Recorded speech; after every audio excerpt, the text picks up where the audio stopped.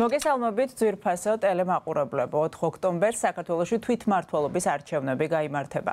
Ამ დღეს საქართველოს მოქალაქეები ქვეყნის მასშტაბით აირჩევენ 5 თვითმმართველი ქალაქისა და 59 თვითმმართველი თემის მერს, ასევე თბილისისა და 63 მუნიციპალიტეტის საკრებულოების წევრებს. მუნიციპალური არჩევნების წინ ევრონიუს ჯორჯია კანონმდებლობის შესაბამისად არჩევნებში მონაწილეობის მსურველ იმ პოლიტიკური პარტიების წარმომადგენელთა დებატებს გთავაზობთ, რომლებიც ერთი მხრივ სახელმწიფო ბიუჯეტიდან იღებენ დაფინანსებას, მეორე მხრივ კი ბოლო საპარლამენტო არჩევნებში დებატებში მონაწილე პარტიების მსგავსი ან უკეთესი შედეგი აჩვენეს. ამრიგად ევრონიუს ჯორჯიამ წლევანდელი დებატებისთვის მაყურებელთან შესახვედრად მოიწვია პარტიების ქართული ოცნება დემოკრატიული საქართველო, ძლიერი საქართველო ლელო, გახარია საქართველოსთვის და გირჩის წარმომადგენლები. დებატებში მონაწილეობაზე უარი განაცხადა მმართველმა პარტიამ ქართული ოცნება. დღეს სტუმრებს ერთი და იმავე 5 კითხვით მივმართავთ და მათ შესაძლებლობა ექნებათ მაყურებლებს თავიანთი გეგმები გააცნონ. პასუხებისთვის ყველას თანაბარი დრო დაეთმობა 3 წუთი. შემდეგ კი სტუმრებს აზრთა გაცვლა, გამოსვლისა და დებატების შესაძლებლობა მიეცემათ. დღეს საკმაოდ ბევრ მნიშვნელოვან პრობლემაზე ვისაუბრებთ: ადგილობრივი თვითმმართველობა, სოციალური პოლიტიკა, ინფრასტრუქტურა, ეკოლოგია, ურბანული განვითარება, სოფლის მეურნეობა და სხვა. სამივე ჩვენი სტუმრისგან მოვისმენთ საარჩევნო გეგმებს. ახლა კი სწორედ მათთან გადავინაცვლებ. მოგესალმებით. ძალიან დიდი მადლობა გადაცემაში მონაწილეობისთვის. ჩვენი სტუმრები არიან ლანა გალდავა, ლელო ძლიერი საქართველო მთაწმინდის მაჟორიტარი კანდიდატი, ალექსანდრე რაქვიაშვილი გირჩის ვიცემერობის კანდიდატი და გიორგი შარაშიძე გახარია საქართველოსთვის თბილისის საკრებულოს თავმჯდომარეობის კანდიდატი. მე შეგახსენებთ, რომ თითოეული კითხვისთვის გაქვთ გამოყოფილი 3 წუთი, რომლის დროის დამთავრებასაც სპეციალური გონგი მიგვანიშნებს. თქვენგან დავიწყებ, ქალბატონო ლანა, პირველი კითხვით, როგორ ხედავთ ადგილობრივი თვითმმართველობის განვითარებას, რა აზრის ხართ ცენტრალიზაციისა და დეცენტრალიზაციის თაობას? გისმენთ. მოგესალმებით და მივესალმებით ტელემაყურებელს. ცხადია, ძლიერი თვითმმართველობა, ეს არის ბევრჯერ ნათქვამი და გაგონილი გვაქვს თავისუფლების ბასტიონი და ამავდროულად ეს გახლავთ ავტორიტარიზმისთვის სამარე. ძლიერი თვითმმართველობისთვის აუცილებელი არის, რომ იყოს დეცენტრალიზებული სისტემა ქვეყანაში, ანუ ის რაც ჩვენ გვაქვს გადმონაშთი კომუნისტების პერიოდიდან ძლიერი ცენტრალიზაცია და რასაც არც ერთმა ხელისუფალმა არაფერი არ გააკეთა მის შესაცვლელად, რა გახლავთ ამის მიზეზი? აი მიზეზებს თუ ჩაუხმავდებით, მიუხვდებით რატომ არ შეიცვალა ეს მანკიერი სისტემა. მიზეზი არის ის, რომ მოქალაქემ თუ ირწმუნა თვითმმართველობის ძალა და თუ ირწმუნა თავისი თავის ძალა თვითმმართველობაში, ის აუცილებლად აკეთებს თავისუფალ არჩევნებს და შემდეგ თავისუფალი არჩევანით არჩეულ ადამიანს ხდის ანგარიშვალდებულის მის წინაშე. ასეთი ადამიანი და ასეთი მოქალაქე არის თავისუფლების ხარისხით ძალიან მაღალ ხარისხზე. თავისუფალი მოქალაქე არ აწყობს არც ერთ ავტორიტარს, არც ერთ ხელისუფალს. ამიტომაცაა სწორედ, რომ ყველა ინიციატივა, ძალიან ხშირ შემთხვევებში საარჩევნო პერიოდში დაპირებებით მოსული პოლიტიკური პარტიები, შემდეგ როდესაც ხელისუფლებებში მოდიან, არაფერს აკეთებენ იმისათვის, რომ დეცენტრალიზაციის მიმართულებით რეალური ნაბიჯი გადაიდგას, ის რომ ადგილებზე ადამიანებმა უკეთესად იციან საჭიროებები, უკეთესად იციან რა სჭირდებათ, რომელ ქალაქს, რომელ სოფელს, სად ხიდი სჭირდება, სად სოციალური პრობლემატიკის უფრო მეტად გაუმჯობესება, სად სარეაბილიტაციო ცენტრების გახსნა, აუტისტური სპექტრის ბავშვებისთვის აბილიტაცია, რეაბილიტაციის პროგრამების გაკეთება. ეს ყველაზე კარგად თბილისიდან კი არ უნდა იცოდნენ, უნდა იცოდნენ ადგილებზე და ჩვენ ძლიერი საქართველო ლელო ყველაფერს გავაკეთებთ იმისათვის, რომ იყოს ძლიერი თვითმმართველობა. თუ ძლიერია თვითმმართველობა, ადამიანები იქნებიან დასაქმებულები ადგილებზე და არ მივიღებთ ისეთ სიტუაციას, მაგალითად, რაც დღეს გვაქვს თბილისში. თბილისი უკავია, თბილისის ფართობი არის საქართველოს მთლიანი ტერიტორიის ფართობის 1%, მაგრამ აი ამ 1%-ში თავმოყრილია მოსახლეობის 40% და მთლიანი შიდა პროდუქტის 60% სწორედ თბილისში გამომუშავდება, მიიღება. ეს არის უკვე ქალაქი თავკომბალა, დედაქალაქი თავკომბალა და შესაბამისად უფრო მეტად დაუცველია ქალაქი და არ არის კომფორტული ამ ქალაქში ცხოვრება. ამიტომაც ქვეყნის განვითარება, ქვეყნის მშენებლობა იწყება, რა თქმა უნდა, ძლიერი თვითმმართველობებიდან, ძლიერ თვითმმართველობას სჭირდება, რა თქმა უნდა, არჩევნები, რომელიც შესაბამისი სტანდარტით უნდა ჩატარდეს, მაგრამ ჩვენ რა თქმა უნდა, ამ ეტაპზე არ გვაქვს იმის მოლოდინი, რომ თავისუფალი სამართლიანი კონკურენტუნარიანი არჩევნები იქნება და იმ სტანდარტებს დააკმაყოფილებს, რა სტანდარტებსაც უნდა აკმაყოფილებდეს, მაგრამ სწორედ იმისთვის არის ბრძოლა, რომ ვიბრძოლოთ ბოლომდე. ამ პირობებში დრო ამოიწურა. ძალიან დიდი მადლობა პასუხისთვის. იგივე შეკითხვით გადავალ ალექსანდრესთან. ადგილობრივი თვითმმართველობა, ცენტრალიზაცია და დეცენტრალიზაცია. გისმენთ. ჩვენ ქვეყანაში თვითმმართველობა ფაქტორად ფიქტიურია და ძალიან უხერხულიც არის ილაპარაკო რეალურად, რომ მაგალითად ზუგდიდში ან მაგალითად რა ვიცი, გორში სრულფასოვანი რაღაც თვითმმართველობა არსებობს. მეტიც აჭარაზეც რო ვილაპარაკოთ, მიუხედავად იმისა, რომ ოფიციალურად ავტონომია, იქაც ნათლად ჩანს, რომ როცა მაგალითად ბათუმის მერი გადააყენეს და მერე დაუნიშნეს მერიც კი დაინიშნა საბოლოო ჯამში ნომინალურად ავტონომიურ რესპუბლიკაში. ამიტომ სინამდვილეში ამ დღევანდელი მოცემულობით არანაირი ასეთი თვითმმართველობა არ გვაქვს თუ რა თქმა უნდა გარკვეულწილად გამონაკლისია თბილისი თავისი პოლიტიკური მნიშვნელობით, იმიტომ რომ თბილისის მერს პოლიტიკური ასე ვთქვათ გავლენა აქვს და აქვს რესურსი რომ რაღაც შესვალოს თბილისისთვის რაღაც პრივილეგირებულ მდგომარეობაში ამ კუთხით, მაგრამ ზოგადად არ გვაქვს და ამას რამდენი მიზეზი აქვს. ესეც ზოგადად რა არის თვითმმართველობა, აი რა უნდა ყოფილიყო თვითმმართველობა მაგალითად. ეს არის როცა მაგალითად ზუგდიდელები თვითონ აირჩევენ თავის პოლიციელს და თბილისიდან არ დაუნიშნავენ პოლიციელს. იგივე მოხდება გურჯაანში, იგივე მოხდება გორში.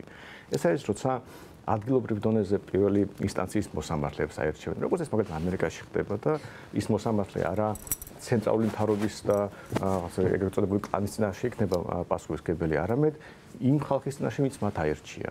ეს არის როცა ადგილზე გადახდილი გადასახადები რჩება იმ რეგიონში და ეს რეგიონი წყვეტს როგორ დააფინანსოს ცენტრალური მთავრობა და ცენტრალური მთავრობა ხდება უკვე დამოკიდებული რეგიონებზე და მან უნდა მოაწონოს საკუთარი თავი რეგიონებს, რომ მათ დააფინანსონ ის სერვისები, რომელიც შეიძლება მარტო ცენტრალური მთავრობის მხრიდან იყოს მიწოდებული, მაგრამ აი ეს რო ასე მოხდეს და ჩვენ დავემსგავსოთ შვეიცარიას, დავემსგავსოთ ამერიკას, თუნდაც ეს არ იყოს მარტივი და მოკლე გზა, ამას უშლის ერთი მნიშვნელოვანი გარემოება.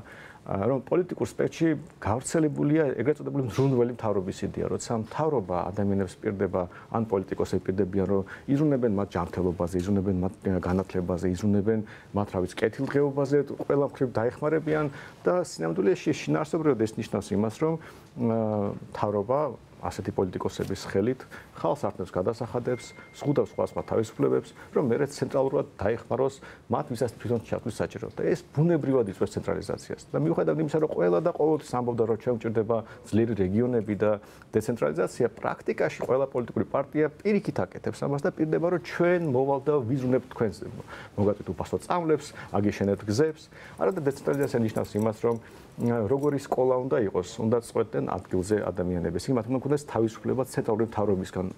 როგორი გზები და სადააშენოს, ასევე უნდა გადაწყვეტოს შეიძლება რამდენიმე ცენტრალური მაგისტრალის იქეთ ადგილობრივ მოსახლეობამ, როგორი უნდა იყოს პოლიცია, მოსამართლე და შემდეგ ადგილობრივ მოსახლეობამ უნდა გადაწყვეტოს და ეს ნიშნავს იმას, რომ ეს უფლებამოსილება არ უნდა ქონდეს ცენტრალურ მთავრობას და ეს ნიშნავს იმას, რომ ჩვენ არ უნდა ვყავდეს ეგრეთ წოდებული მზრუნველი მთავრობა. თუ ჩვენ გავაგებინებთ ამორჩევას, რომ ეს უნდა შეიცვალოს, მაშინ ადგილობრივ თვითმმართველობაც გაძლიერდება. ძალიან დიდი მადლობა საინტერესო პასუხისთვის. ახლა თქვენთან გადმოვინაცვლებ გიორგი, თქვენი პარტია როგორ ხედავს ადგილობრივი თვითმმართველობის განვითარებას? რა აზრის ხართ ცენტრალიზაციასა და დეცენტრალიზაციაზე? კი ბატონო, პირველ რიგში მოგესალმებით, მესალმები ევრონიუს საქართველოს მაყურებელს და მადლობა ამ შესაძლებლობისთვის. ჩვენთვის თვითმმართველობა ზოგადად დეცენტრალიზაცია ეს არის პირდაპირ ევროპული ღირებულება და იმ პირობებში, როდესაც დღევანდელი ოცნების რეჟიმი ყველაფერს აკეთებს იმისთვის, რომ საქართველოს აღარ კონდეს ევროპული მომავალი და მაქსიმალურად იზოლაციაში მოაქციონ ჩვენი ქვეყანა. ერთადერთი მიზნით, რომ შეინარჩუნოს საკუთარი ძალაუფლება და ხელისუფლება, ბუნებრივია ეს პირდაპირ ურტყამს ადგილობრივი თვითმმართველობის განვითარებას და ეს ჩვენთვის არის ძალიან მნიშვნელოვანი ღირებულება, თუნდაც იქიდან გამომდინარე მინდა შევახსენო მაყურებელს, რომ საქართველო არის ადგილობრივი თვითმმართველობის შესახებ ევროპული ქარტიის წევრი. ჯერ კიდევ 2004 წლიდან და როდესაც ჩვენ საუბრობთ, როგორი შეიძლება იყოს რეალურად გამართული თვითმმართველობა, პირველ რიგში უნდა წავიკითხოთ და კარგად გავიაზროთ, რას გულისხმობს ევროპული ქარტია, ხო? მაგრამ ახლა დღეს როგორც კოლეგაც საუბრობდა, ჩვენ სამწუხაროდ ფორმალურად შეიძლება რაღაცა პროგრესი გქონდეს, მაგრამ რეალურად ჩვენ ჯერ კიდევ ვერ გავცდით აი ამ საბჭოურ სისტემას, როდესაც მერს მიუხედავად იმისა შეიძლება არჩეულიც იყოს, მაგრამ მაგალითად საერთოდ არ ესმის რა საჭიროა საკრებულო. მაგალითად, აი ესეთი ვითარება გვაქვს ძალიან ბევრი შემთხვევა ვიცით, როდესაც არც საკრებულოს თავმჯდომარე მისის მისი როლი, მისი რეალური ფუნქცია და ხანდახან ისეც ხდება, რომ მერი პირდაპირ თათფირებზე იბარებს საკრებულოს თავმჯდომარეს. ხო, ამიტომ რეალურად, როდესაც ჩვენ საუბრობთ დეცენტრალიზაციაზე, გამართულ თვითმმართველობაზე, არ უნდა დაგვავიწყდეს, რომ აქ პირველ რიგში ადგილობრივი საკრებულოების როლი იქნება გასაზრდელი და ჩვენ ამას აუცილებლად გავაკეთებთ. ახლა მაგალითისთვის მინდა გითხრათ, რომ საშემოსავლო გადასახადი რასაც იხდიან ადგილებზე ჩვენი მოქალაქეები, საშემოსავლო გადასახადი სრულად მიდის ცენტრალურ ბიუჯეტში და ის საერთოდ არ რჩება ადგილებზე. ამიტომ ჩვენი ინიციატივა იქნება, რომ ამ გადასახადის როგორც მინიმუმ გარკვეული ნაწილი აუცილებლად დარჩეს ყველა ადგილობრივ ბიუჯეტში, იმისათვის რომ ადგილობრივებს ადგილზე კონდეთ უფრო გამართული ფინანსური შესაძლებლობები, იმისათვის რომ გადაწყვიტონ და მოაგვარონ, უფრო ეფექტურად მოაგვარონ ადგილობრივი პრობლემები და ერთი ძალიან მნიშვნელოვანი ინიციატივა, ამ შემთხვევაში კონკრეტული ინიციატივა მინდა გავახმოვანო. თქვენი ეთერის მეშვეობით, რაც ჩვენ აქამდეც ჰქონდა, სხვათა შორის ჩვენს გუნდს ჰქონდა ჯერ კიდევ წინა მოწვევის პარლამენტში და ჩვენ მიმდინარე საკრებულოს, ასე ვთქვათ, ფორმატში, თქვენ იცით, რომ მე მოქმედი დეპუტატიც ვარ, ჯერ კიდევ სანამ ამოეწურებოდა და საკრებულოს სახალხო ბიუჯეტირება. ეს ძალიან მნიშვნელოვანი ინიციატივაა, როდესაც ჩვენ ბიუჯეტის მინიმუმ 3%-ის ფარგლებში ადგილობრივ მოსახლეობას ვაძლევთ იმ შესაძლებლობას, რომ თავად გადაწყვიტონ. სკვერი უფრო პრიორიტეტულია, გზა, სკოლის რეაბილიტაცია თუ ნებისმიერი სხვა ტიპის აქტივობა ადგილზე. ამიტომ ეს სახალხო ბიუჯეტირება პირდაპირ არის დემოკრატიის ერთ-ერთი განსაკუთრებული ფორმა, როდესაც ადამიანები საკუთარი ინიციატივით გადაწყვეტენ რეალურად მათ საჭიროებებს. მაგრამ დღეს ეს ასე არ ხდება, მათ სხვა ხშირად ცენტრიდან, ხშირად ადგილობრივი პარტიული სტრუქტურები და რა თქმა უნდა დღეს ძალიან მძლავრად არის პარტიის გავლენა მათ შორის ადგილებზე და რეგიონებში, ეს ყველაფერი უნდა დასრულდეს და საბოლოო ჯამში როგორც ფინანსების, ასევე ადმინისტრაციული და პოლიტიკური მმართველობა უნდა დაუბრუნდეს ხალხს. ძალიან დიდი მადლობა. ახლა გაგვთ თავისუფალი დრო, შეგეძლოთ ერთმანეთს აზრები გაუზიაროთ. ალექსანდრე მახსენა, რომ თვითმმართველობა არის ფიქტიური, თუ ეთანხმებით მას ამ მოსაზრებაში. დღეს არსებული მდგომარეობით რაც გვაქვს თვითმმართველობა, შეიძლება ნაწილობრივ ისიც პიროვნებებზე და პიროვნებების ავტორიტეტებზე, კეთილნებაზე, ადამიანების კვალიფიკაციაზე და შინაგან წესიერებაზე თუ არის კონკრეტულ პიროვნებებზე საუბარი, შეიძლება კონკრეტულ ადგილებში პიროვნული ფაქტორი იყოს ისეთი, რომ ზოგი ადამიანი უფრო უკეთესად უძღვებოდეს საქმეს და ზოგიერთი ნაკლებად ან ზოგი ძალიან ნეპოტისტურად და კორუფციულად, მაგრამ სისტემური მიდგომით თუ შევხედავთ, რა თქმა უნდა, ეს არ არის დეცენტრალიზებული მოდელი, ეს არ არის ის მოდელი, რაც აუცილებელია ჰქონდეს მით უმეტეს ევროკავშირის წევრობის კანდიდატის სტატუსის მქონე ქვეყანას, რომლის მთავარი პრიორიტეტი უნდა იყოს მეტი ევროპა და მეტი ევროპული სტანდარტი იყოს შემოტანილი ჩვენს ქვეყანაში. ამიტომ რა თქმა უნდა, ვამბობთ, რომ საჭირო არის დეცენტრალიზაცია და საჭირო არის, რომ ის ყველა დანაპირები, რასაც ჩვენს მოსახლეობას, ჩვენს ამომრჩეველს წინასაარჩევნო პერიოდში ვთავაზობ და მათ შორის აი ესეთი პროგრამების სახით, რაც მე მაქვს წარმოდგენილი დღეს, აუცილებელია შესრულდეს და რა თქმა უნდა ძლიერი თვითმმართველობა, დეცენტრალიზაცია არის ძლიერი სახელმწიფოს საწინდარი. მეტი თავისუფალი მოქალაქეს. თუ შეკითხვა შემიძლია დაუსვა?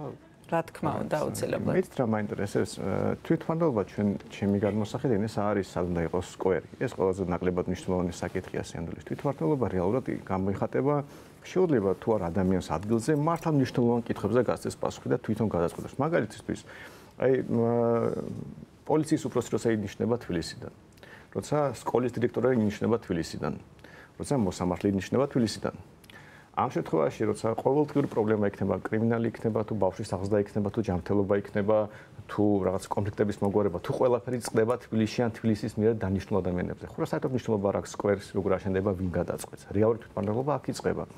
და ჩვენ მივიშნევთ, რომ ეს მთელი უფლებამოსილება უნდა იყოს დელეგირებული რეგიონებში.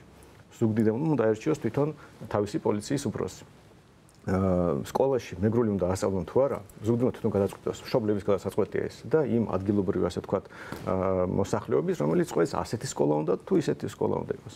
მაგალითისთვის რომ წავიღოთ თუნდაც ევროპული მაგალითი, რაღაც ნიდერლანდებში, ან რაღაც ცენტრალიზებული განათლების სისტემა არის და ამ შემთხვევაში ერთიანი ეროვნული გეგმა განათლების ეწინააღმდეგება თვითმმართველობას, იმიტომ რომ შეიძლება გურჯანში ერთი ტიპის განათლება უნდა გაყალიბება მისცეს თავის შვილებს, ბათუმში მეორე, ზესტაფონში მესამე და ასე შემდეგ. ეს არის თვითმმართველობა და მე მაინტერესებს თქვენ რას უყურებთ, რა არის პრიორიტეტული ეთანხმებით ამას, რომ ეს დელეგირება უნდა მოხდეს ძალაუფლების თუ სხვა აზრი გაქვთ?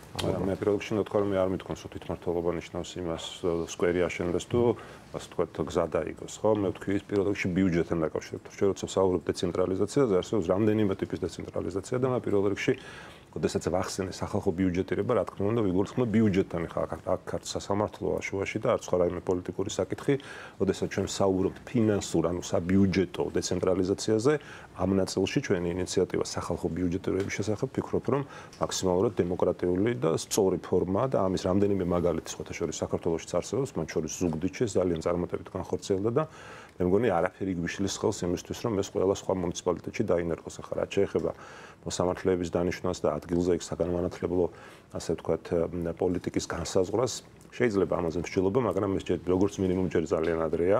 ჩვენ ამისკენ რაღაც ნაბიჯ-ნაბიჯ ეტაპობრივად უნდა მივიდეთ და ამიტომ ჩვენ როდესაც ვსაუბრობთ სახალხო ბიუჯეტირებაზე, ეს ბევრად რეალური, ბევრად პრაქტიკული და ადვილად განსახორციელებელია და ამავე დროს ისეთი ინიციატივაა, რომელიც ადგილობრივი თვითმმართველობის როლს გაზრდის, ხო? ახლა ჩვენ კიდევ მეორე ხა იმისთვის რომ მოსამართლეებიც ადგილზე დაინიშნონ, იმისთვის რომ ბავშვად განათლების საკითხებიც ადგილზე გადაწყდეს, ამას სერიოზული რეფორმა ჭირდება და ეს ერთ დღეში და ორ დღეში ვერ მოხდება. თუმცა ზოგადად ჩვენ თვითმმართველობის გაძლიერების და დეცენტრალიზაციის მხოლოდ მომხრევართ და ხა იგივე რაზე უნდა ვისაუბროთ, როდესაც გუბერნატორის ინსტიტუტი ჯერ კიდევ გვაქვს, ხო? ჯერ კიდევ მოქმედია და ადგილობრივი მერი, რომელსაც საკმაოდ მაღალი უფლებამოსილება აქვს და მაღალი ლეგიტიმაცია აქვს, იმიტომ რომ ხალხის მიერ არის არჩეული, ხა შეიძლება ყოველ წუთას დაიბაროს გუბერნატორმა და რასაც ეთქოს ის გააკეთებინოს, ხო? ამიტომ ჩვენ საკმაოდ ბევრი გვაქვს ჯერ კიდევ სამუშაო იმისთვის, რომ რეალურად ძლიერი თვითმმართველობები იყოს ჩვენთან, ჩვენ ქვეყანაში.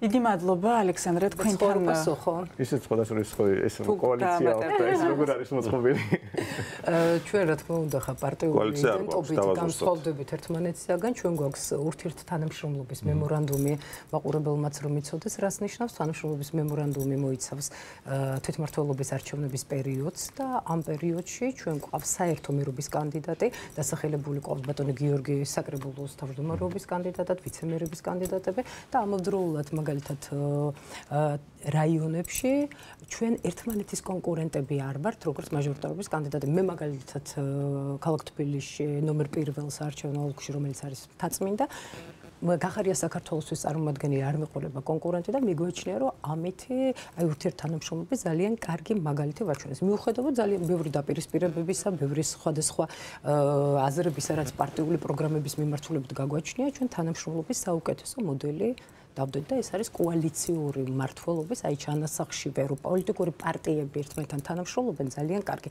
რაც შეეხება უშუალოდ სანდროს შეკითხვებს, ჩვენ საქართველოს პარლამენტშიც მე ვიყავ საპარლამენტო მდივანი, ძალიან ხშირად გქონია კამათი ამ მიმართულებით, განსაკუთრებით სასამართლო სისტემებთან დაკავშირებით, განსაკუთრებით იუსტიციის უმაღლეს საბჭოსთან დაკავშირებით, ძალოვანი უწყებების და ზოგადად უსაფრთხოების სექტორის ბლოკთან დაკავშირებით, ჩვენი პოზიციები ერთმანეთისგან განსხვავდება. ჩვენ ძალიან ბევრი ვიმუშავეთ ერთობლივად, მაგალითად 12 რეკომენდაციის მიმართულებით საერთო საკითხებზე შეჯერებაზე.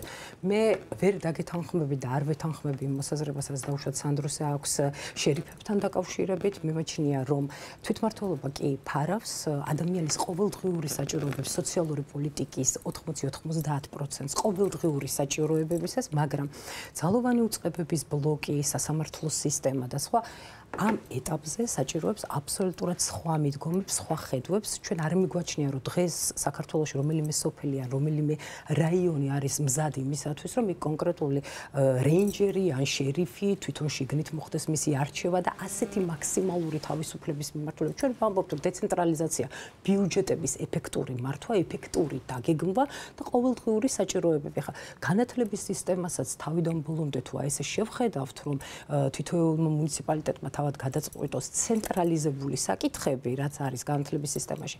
ამ მიმართულებით ჩვენ ასეთი სრული ცენტრალიზაცია და დეცენტრალიზაციაზე არ გვიფიქრია.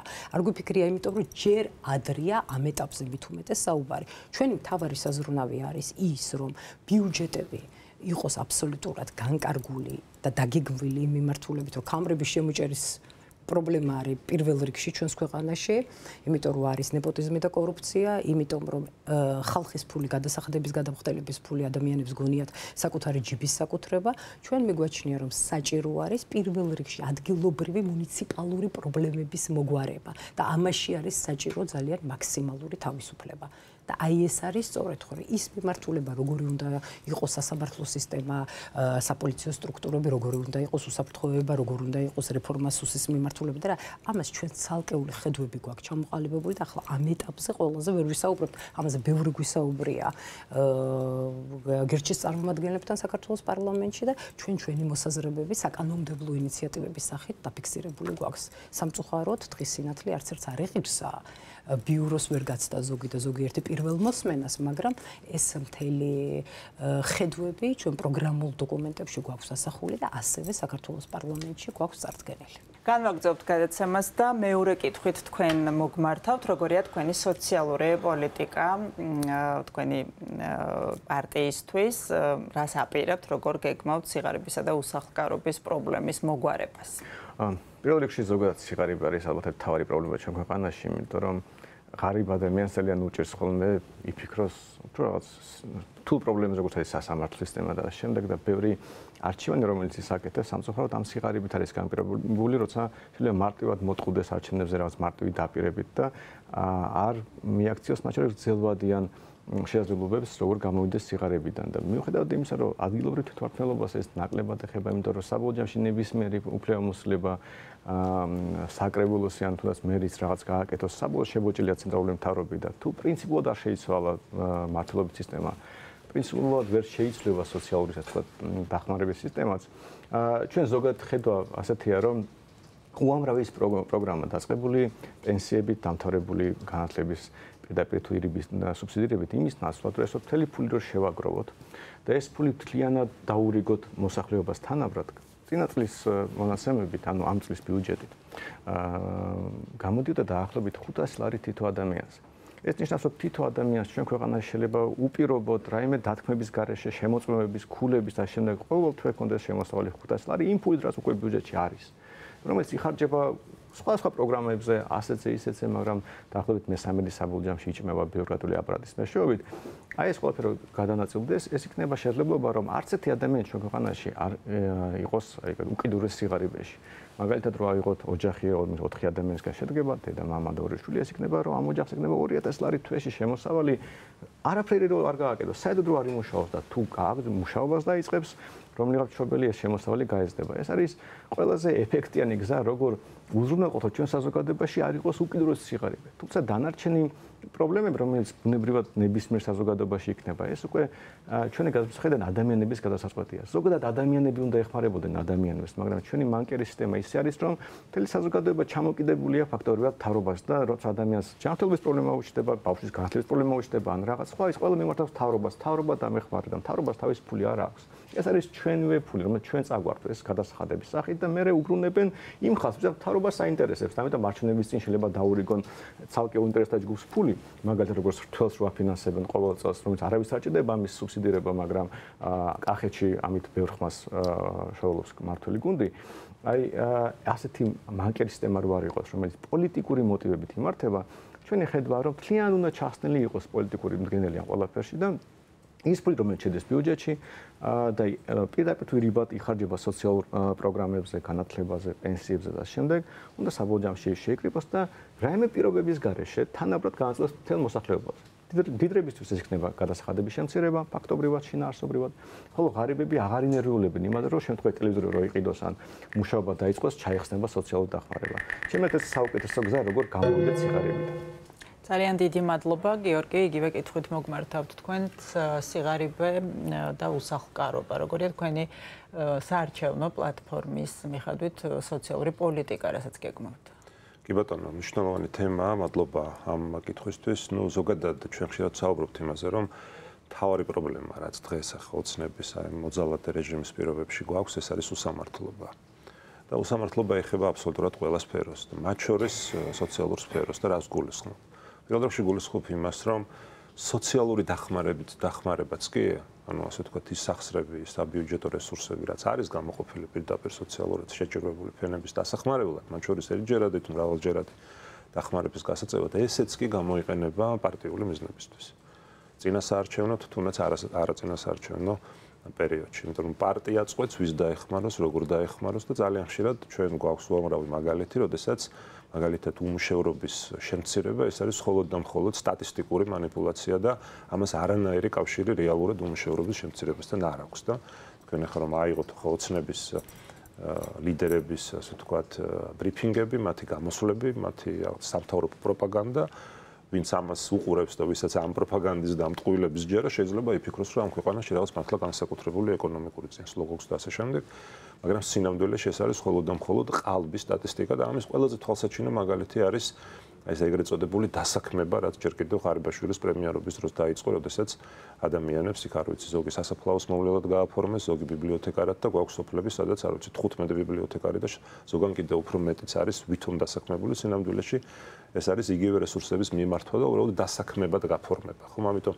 ჩვენ როდესაც საუბრობთ იმაზე, როგორ შევამციროთ ის რეკორდულად მაღალი ციფრი და დღეს რამდენად არის რეკორდულად მაღალი, სამწუხაროდ მონაცემით თუ არ ვცდები 700.000-მდე ადამიანი არის სოციალურად დაუცველი, მათ შორის დიდი ნაწილი ყველაზე კიდევ უფრო სამწუხაროდ არიან პატარები და არასრულწლოვნები, ხომ? ამისთვის საჭიროა ისეთი ეკონომიკური პოლიტიკის გატარება, რომ ადამიანებს უბრალოდ აღარ დაჭირდეთ. მე მესმის, რომ ეს 1 წელიწადში და 2 წელიწადში ვერ მოხდება, მაგრამ ადამიანებს აღარ დაჭირდეთ სუბსიდირება სახელმწიფოს მხრიდან და ყველას კონდეს საკუთარი შემოსავალი, საკუთარი შრომით, ასე ვთქვათ, გამომუშავებული შემოსავალი. ეს პირველ რიგში უნდა მოხდეს მეწარმეობის განვითარებით, მათ შორის მცირე და საშუალო ბიზნესის განვითარებით და ასე შემდეგ. ყველა რეგიონში არის იმის პოტენციალი და რესურსი, რომ ადამიანებმა ადგილზე იმის გარეშე, მიგრაციის გარეშე და დედაქალაქში და დიდ ქალაქებში გადასახლების გარეშე ადგილებზე შეძლონ მინიმუმ იმდენი შემოსავლის გენერირება, რომ საკუთარი ოჯახები არჩინოთ. რაც შეეხება უსახლკაროთა პროგრამას, რა თქმა უნდა, ჩვენი ერთ-ერთი მთავარი ხო თბილისის შემთხვევაში და არა მხოლოდ დაპირება არის ის, რომ რა თქმა უნდა, არც ერთი ადამიანი არ უნდა დარჩეს საცხოვრისის გარეშე. ხა ჩვენ ვიცით, არაერთი, აი რაც უკადრებელი იკადრა ოცნებამ ადამიანები გამოყარა საცხოვრებლიდან, მათ შორის თვალჭრელიძის ქუჩის მაგალითი სულ ახლახან აგვისტოში და რა თქმა უნდა, ეს უნდა დასრულდეს და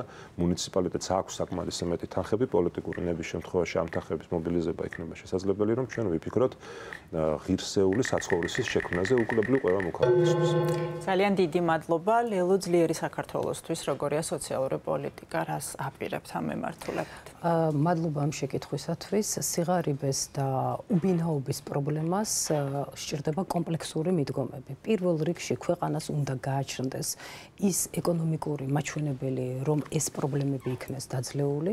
ამ ეკონომიკურ მაჩვენებას აუცილებლად სჭირდება პირველ რიგში პოლიტიკური ნება, გაცხადებული პოლიტიკური ვექტორი, სჭირდება დახმარება, სჭირდება ინვესტიციები, ინვესტიციებს სჭირდება თავისუფალი სასამართლო, ინვესტიციებს სჭირდება ის გარემო, რომ ამ ქვეყანაში არ ხდება თანხების კორუფციულად ჭამა და ბიუჯეტი არ განიხილება როგორც საკუთარი ფული. შესაქმნელი არის, რა თქმა უნდა, 200.000 სამუშაო ადგილი, აუცილებელი არის მეგაპროექტები, მაგალითად, ქალაქი ანაკლია და ანაკლიის პორტის მსგავსი პროექტები.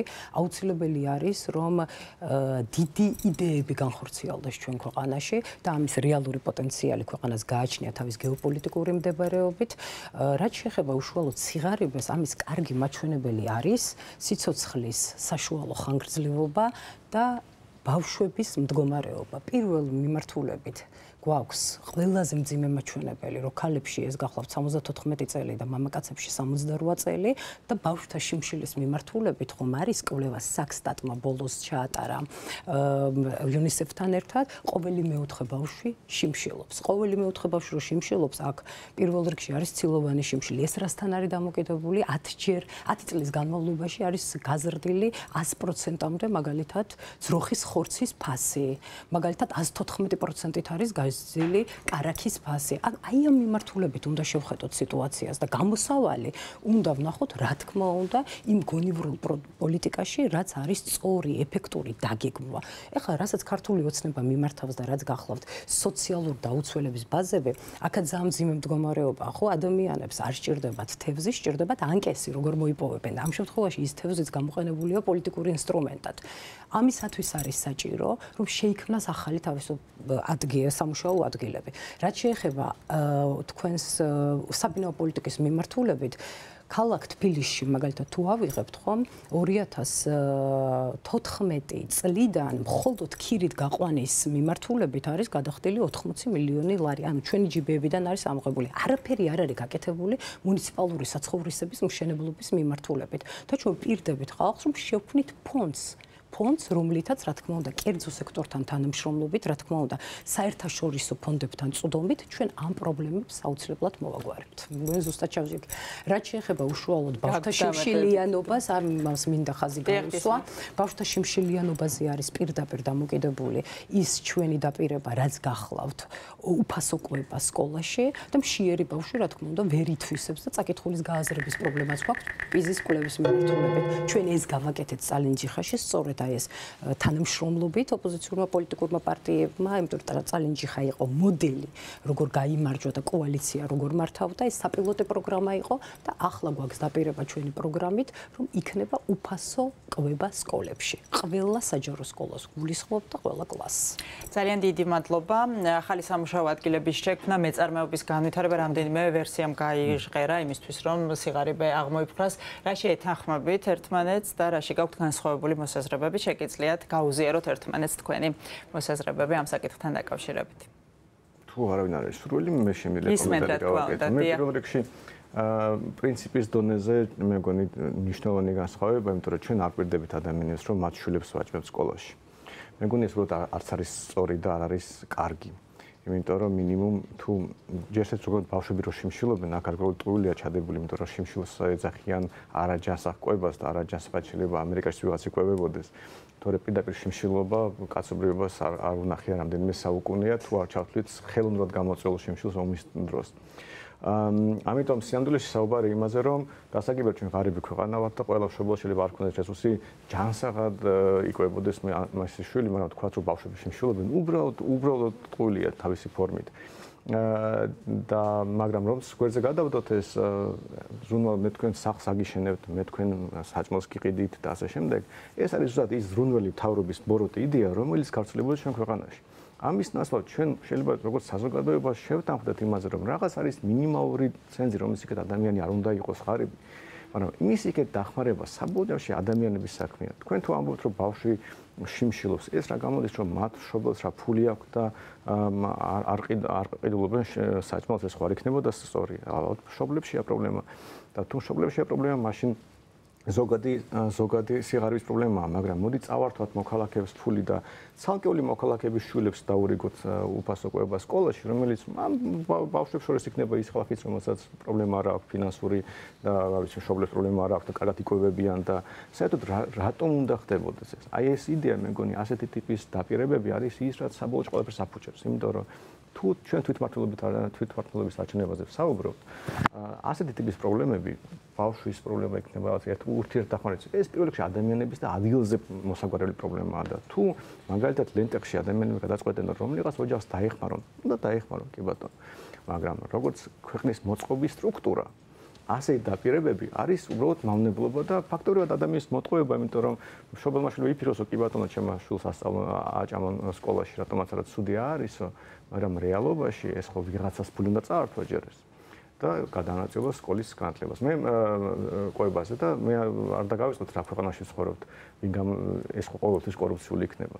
და მე წაიდე და არჩიე ვინ როგორ და რა გააკეთა და ვინ გაანაწილა და რამდენი ფული დაიხარჯა მარტო ბიუროკრატიაზე, რომელიც ამ სკოლის კვებას გაანაწილებს ტენდერებზე და ასე შემდეგ. და აი ამ მანკიერ სისტემას ვებდით, რომ ეს არ უნდა იყოს პოლიტიკოსის განაწილებული ფული. თუ სიღარიბას ვებდით, მოდით დავაწესოთ რაღაც მინიმალური სტანდარტი, რომელიც იქით არავინ არ ჩამოვიდეს და ამის რესურსი არსებობს, როგორც წინაზე მე ვთქვი.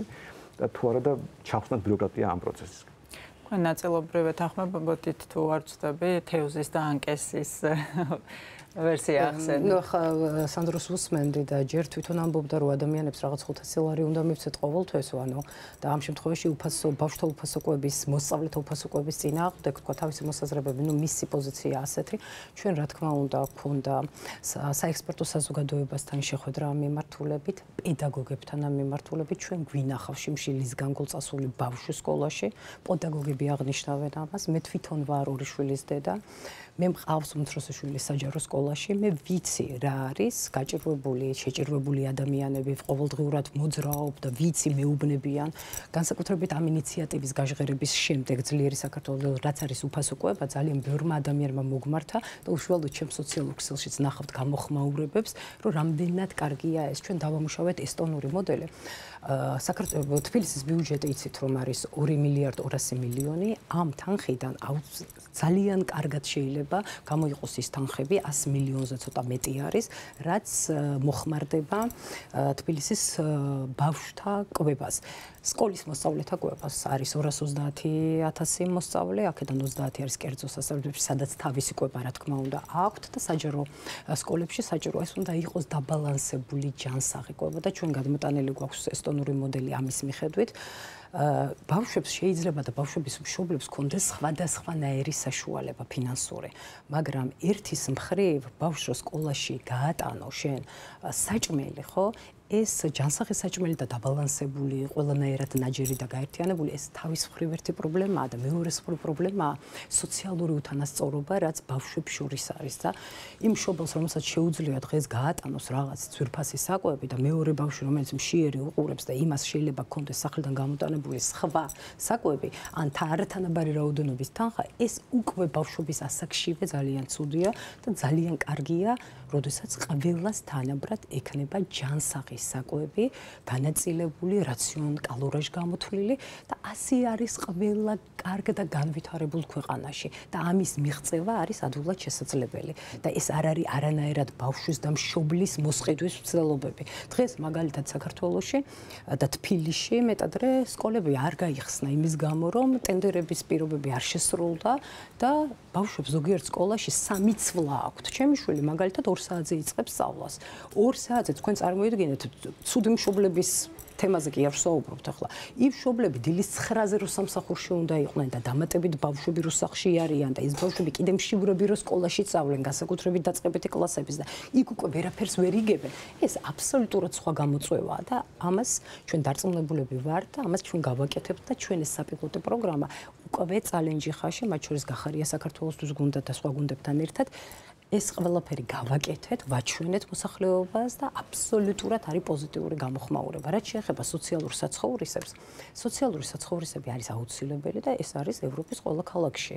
არიან ადამიანები ჩვენ შემთხვევაში ოკუპირებული ტერიტორიებიდან დევნილები, რომლებიც წლების განმავლობაში უკვე კორუფციულად არის ეს სისტემა, ზოგიერთი იღებს 5 სახლს და ზოგიერთს მთელი ამ წლების განმავლობაში ერთი ბიდაც კი არ მეუღია, ხო?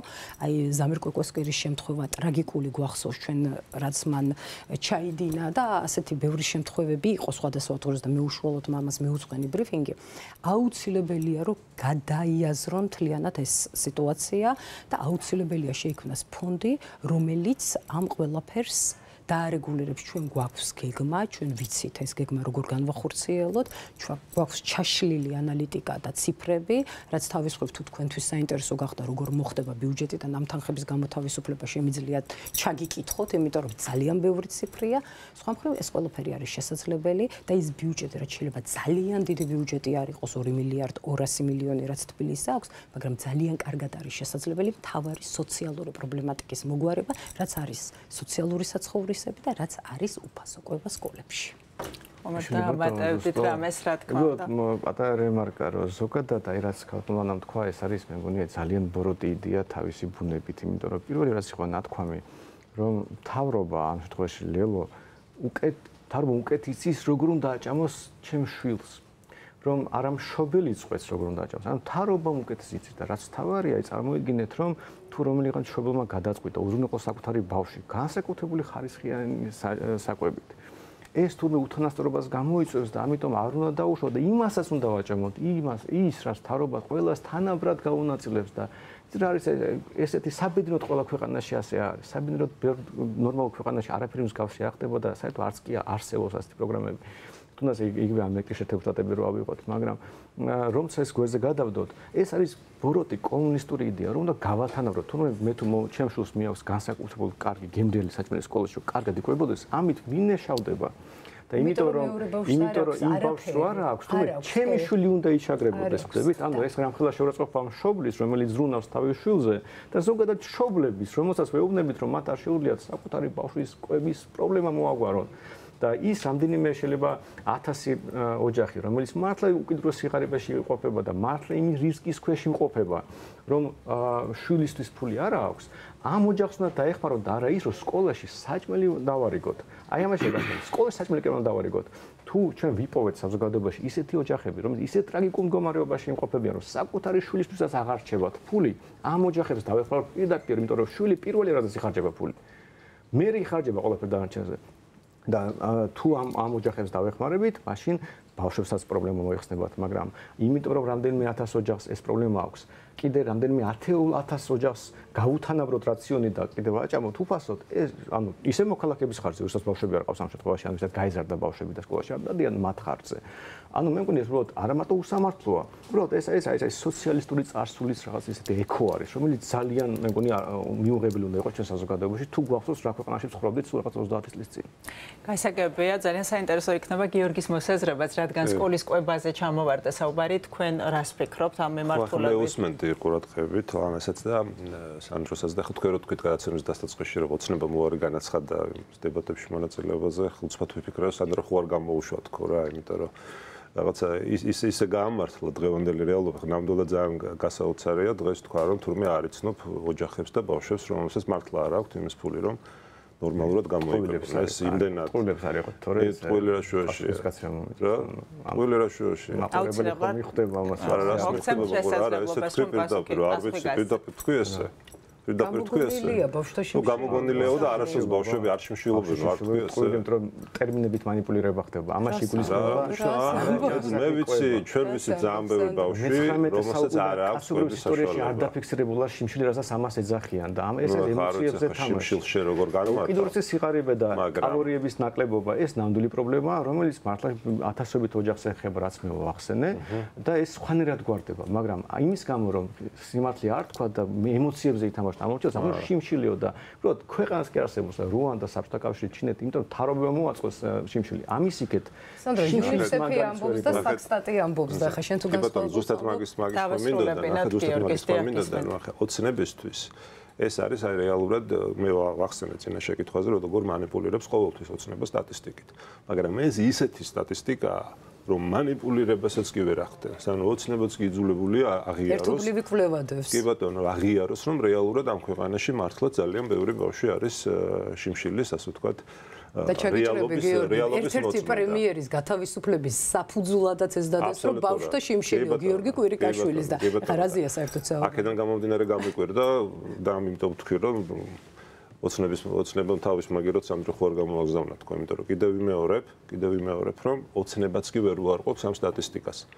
თორე ჩვენ ძალიან კარგად გვესმის ახლა ლიბერალური ეკონომიკაც, ზოგადად და ლიბერალური პოლიტიკაც, მაგრამ საქართველოს ჯერ წლები ჭირდება იმისთვის, რომ აქამდე მივიდეს. ხომ ჩვენ ისეთი საბაზისო სოციალური პრობლემები გვაქვს ამ ქვეყანაში, გადასაჭრელი და ისეთი მემკვიდრეობით მოვდივართ, რომ აქ ყველაფერს ჭირდება ეტაპობრივი განვითარება. ამ ეტაპზე ბავშვთა კვება სკოლებში, განსაკუთრებით დაწყებით კლასებში ეს არის რა თქმა უნდა მისასალმებელი და ჩვენ სხვადასხვა ჩვენ გუნდსაც ჯერ კიდევ წინამოწვევის პარლამენტში ქონდა ეს ინიციატივა, მათ შორის საკრებულოებში, წინამოწვევის საკრებულოებში და მხოლოდ ხარი შეგვიძლია დაუჭიროთ ამ ინიციატივას, რადგან მართლა ძალიან ბევრი ბავშვი შეგვიძლია ელემენტარულად გადავარჩინოთ, რა თქმა უნდა არ ნიშნავს არანაირად არც ემოციებზე თამაშს. როცა მოვა საქართველოში ის დრო, როდესაც ეკონომიკა იქნება იმდენად ძლიერი და დაახლოვებული ევროპულ სტანდარტთან, როდესაც გაიზრდება საშუალო ხელფასი, როდესაც პენსია მიუახლოვდება და გადააჭარბებს 1000 ლარს და ასე შემდეგ, მაშინ შეგვიძლია უკვე შევიტანოთ ცვლილებები, როდესაც სტატისტიკაც დაადასტურებს, რომ ნამდვილად აღარ შიმშილობენ ბავშვები. ახლა მშობელი კი ბატონო, მშობელი ერთის მხრივ არის კავშირში ამ თემასთან, მაგრამ მეორე მხრივ მშობელსაც არ აქვს ჩვენ ვიცით ძალიან ბევრი ოჯახი, რომელსაც ფიზიკურად არ აქვს იმის საშუალება, რომ გამოყვება საკუთარი შვილი.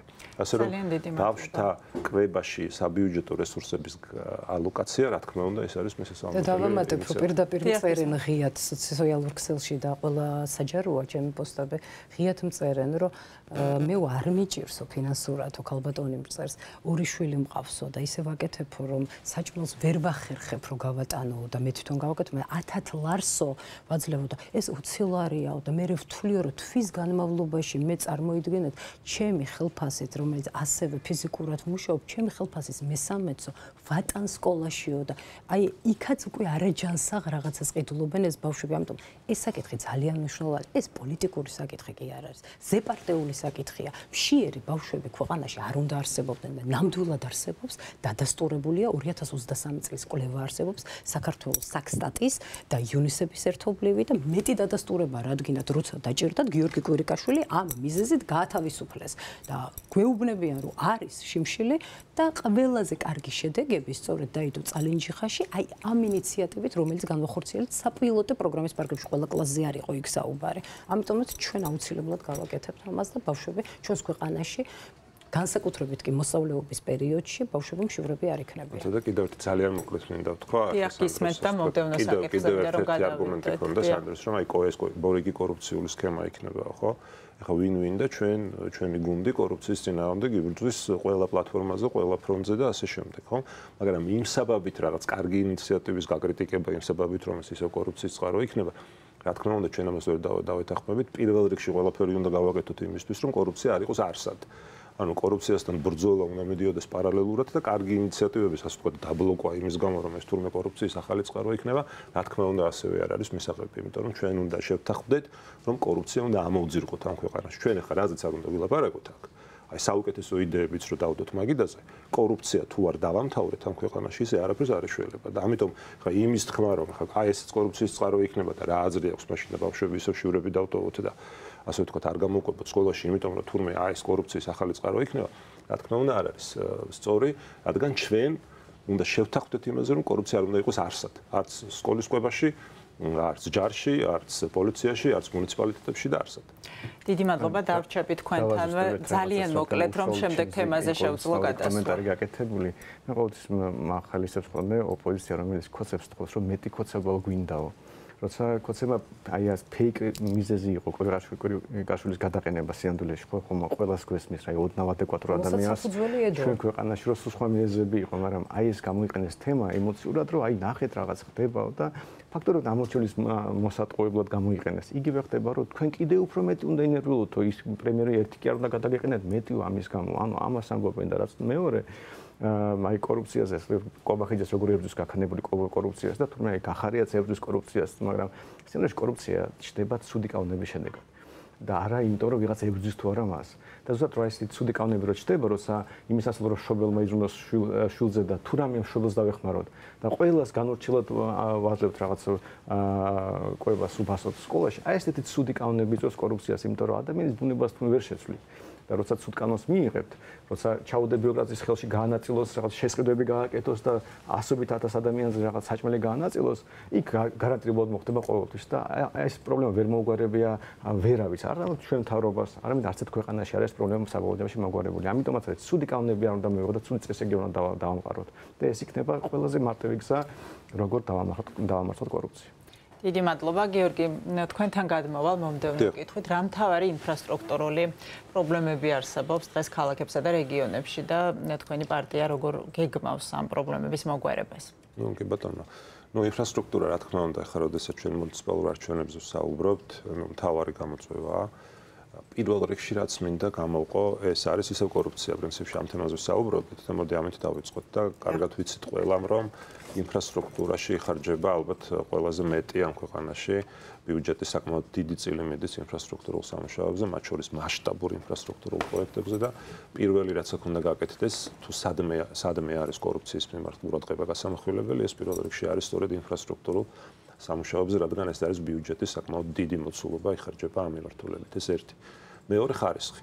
ეხლა როდესაც ჩვენ საუბრობთ კორუფციაზე, ბუნებრივია ეს კორუფცია მარტო იმას არ ნიშნავს, რომ ვიღაც ადამიანები უსამართლოდ მდიდრდებიან ხალხის ხარჯზე, ხო?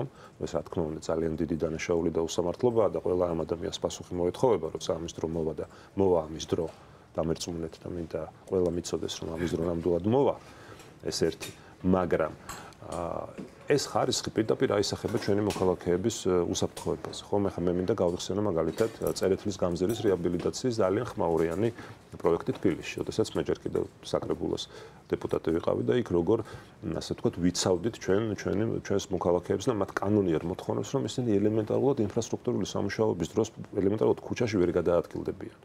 და ეს იმდენად გაუგებარი აღმოჩნდა იქ საკრებულოს ოცნების უმრავლესობისთვის, რომ რაღაც შეტევაზეც კი გადმოვიდნენ ჩვენი მისამართით. ახლა ჩვენ ძალიან კარგად ვიცით, როგორ ხორციელდება ინფრასტრუქტურული სამუშაოები ევროპულ ქალაქებში, როდესაც ადამიანები საერთოდ ვერც გრძნობენ, სად რა კეთდება, იმდენად არის დაცული ყველა ის ტერიტორია, სადაც მიმდინარეობს ინფრასტრუქტურული სამუშაოები. ასე რომ კორუფცია პირველი, რაც აუცილებლად უნდა ამოიძირგოს ამ მიმართულებით, მეორე ხარისხი, რაც არის რა თქმა უნდა დაკავშირებული კორუფციასთან, მაგრამ არც მთლად ბოლომდე, ანუ შეიძლება ჩვენ კორუფცია რაღაცა დოზით შევამციროთ, მაგრამ ხარისხის პრობლემა მაინც გქონდეს. და ნუ რაც შეეხება კიდევ ზოგადად გადანაწილებას და სამართლიანობის პრობლემა აქაც შემოდის, ახლა ჩვენ ვიცით თბილისის ცენტრალური ქუჩები, რომელიც არის ნუ მეტნაკლებად მოწესრიგებული, ისიც კორუფციით და ისიც უხარისხობით, მაგრამ მეტნაკლებად მოწესრიგებული, მაგრამ იგივე თბილისში არის ბევრი, ასე ვთქვათ, ეგრეთ წოდებული გარეუბანი, სადაც ელემენტარული საბაზისო პრობლემებიც არ არის მოგვარებული. ამიტომ, როდესაც ჩვენ ვსაუბრობთ ინფრასტრუქტურაზე, პირველ რიგში უნდა გვესმოდეს, რომ რესურსების სამართლიანი გადანაწილება უნდა იყოს ნომერ პირველი პრიორიტეტი და არ შეიძლება იგივე თბილისში არსებობდეს რაღაც ცენტრალური ქუჩები, სადაც მერია ხარჯავდეს მაგალითად 50,000 ლარს ნაგვის ურნაში.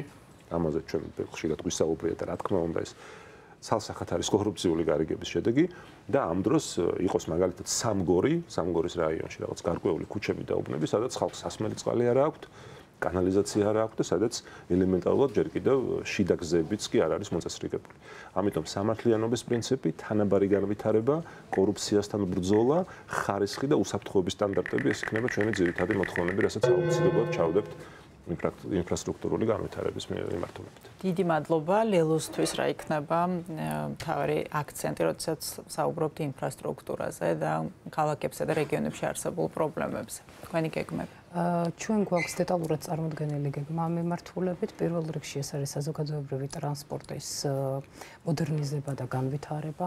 ამ მიმართულებით გვაქვს პრიორიტეტები. პირველი ეს არის მეტროს მიმართულება, მეტროს ვაგონების შემადგენლობების დამატება, მოცდის დროის შემცირება, ამავდროულად ის მეტროსადგურები, სადაც 90% თითქმის არის შესრულებული ჯერ კიდევ კომუნისტების პერიოდში და ვერ დასრულდა ამ მიმართულებით სამუშაოების განხორციელება, მეტროს ამოსასვლელების გახსნა.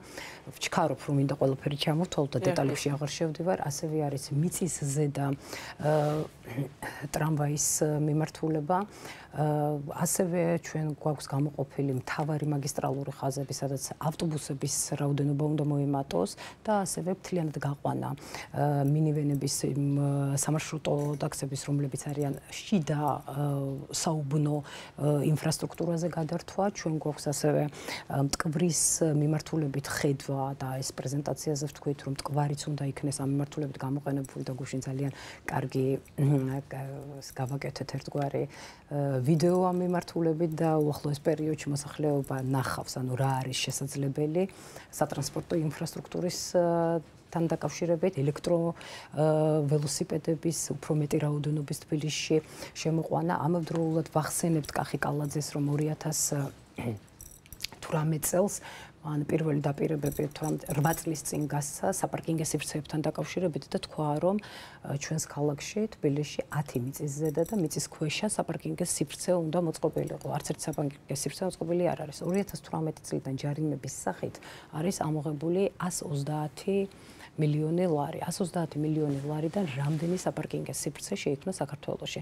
ჩვენ გვაქვს ამ მიმართულებით განგარიშება დადებული, ჩვენ ვიცით სად რა ადგილას უნდა გავაკეთოთ, ჩვენ ვიცით როგორ მოვიძიოთ ასევე ევროპული ფონდები ტრანსპორტის მოდერნიზების და განვითარების მიმართულებით და ამავდროულად ვეუბნებით მოსახლეობას, რომ ამ ქალაქს თავისი საბაგირო გზების განვითარებით, აი პირდაპირ გამოხატულება არის, ხო, ვაზისუბნის დაკიდებული საბაგირო და გაჩერებული ინფრასტრუქტურა. ჩვენ ძველს, რაც შეჩერებულია, იმას განვავითარებთ და დავამატებთ, რა თქმა უნდა, ახალ ევროპულ ხედვებს. თქვენ იცით, რომ ჩვენი ლიდერები წასულები იყვნენ და ირაკლი კუპრაძე მაგალითად შეხვდა ბრიუსელის მერს, ამ მიმართულებითაც ბევრი საქალაქო სამსახურების მიმართულებითაც ძალიან ბევრი საუბარი შედგა და ჩვენ ძალიან ბევრი რამის სასიკეთოს გაკეთება შეგვიძლია ჩვენი ქალაქისათვის. რა თქმა უნდა, ამ ყველაფრის მთავარი ამოსავალი წერტილი უნდა იყოს, რომ ქალაქი გახდეს უსაფრთხო დაცული და ამავდროულად კორუფცია და ნეპოტიზმი უნდა იყოს აღმოფხვრილი.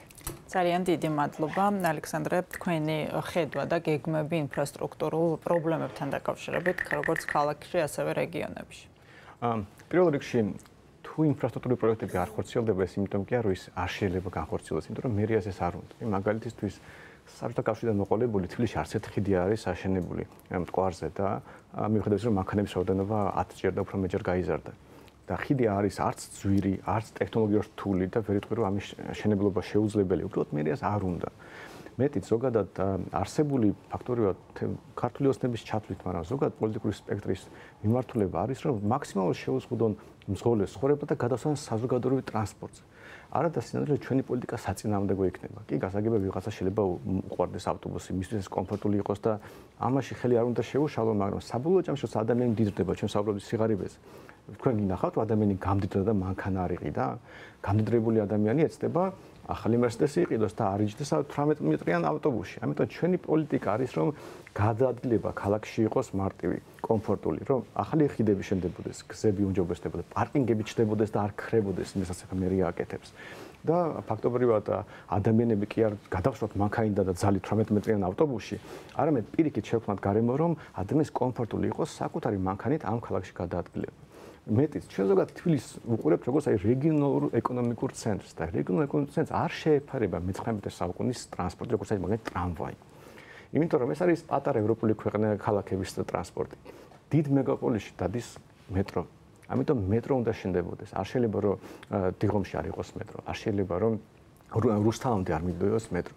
და სინამდვილეში თუ მართლა გვინდა განვითარდეს ტრანსპორტი, პრინციპულად თქვენ უნდა შეხედოთ, ეს უნდა იყოს კომფორტული მანქანებისთვის, ეს უნდა იყოს ისეთი არტერიები, როგორც ეს მეტრო, რომელიც ბევრი ადამიანის გადაყვანა შეუძლია და კომფორტულად და სწრაფად, ტრამვაისგან განსხვავებით, რომელიც ტრამვაი დამატებით საცობებს შექმნის გადაჭრის ქალაქს, როგორც მაგალითად რკინიგზა დაჭრის ქალაქს და ასევე სერიოზულ პრობლემას წარმოადგენს. ამიტომ თავარი ამოცანაა, რომ ჩვენ შეხედოთ თბილისს როგორც სოფელს, არამედ როგორც დიდ ქალაქს, სადაც ხალხი მდიდრდება და რადგან მდიდრდება, უკეთესი და მეტი მანქანა ეყოლებათ და ჩვენ უნდა ვიყოთ ზად, რომ სათანდო გარემო შექმნათ, რომ მანქანით გადაადგილება იყოს კომფორტული. იმისათვის, რომ ვაჯარიმოთ ხალხი, ევაკუატორით წავიყვანოთ საჯარიმოზე, შევზღუდოთ პარკინგების რაოდენობა და ზოგადად გავაწამოთ მძღოლები, რომ მერე ძალით გადასვლათ ავტობუსს.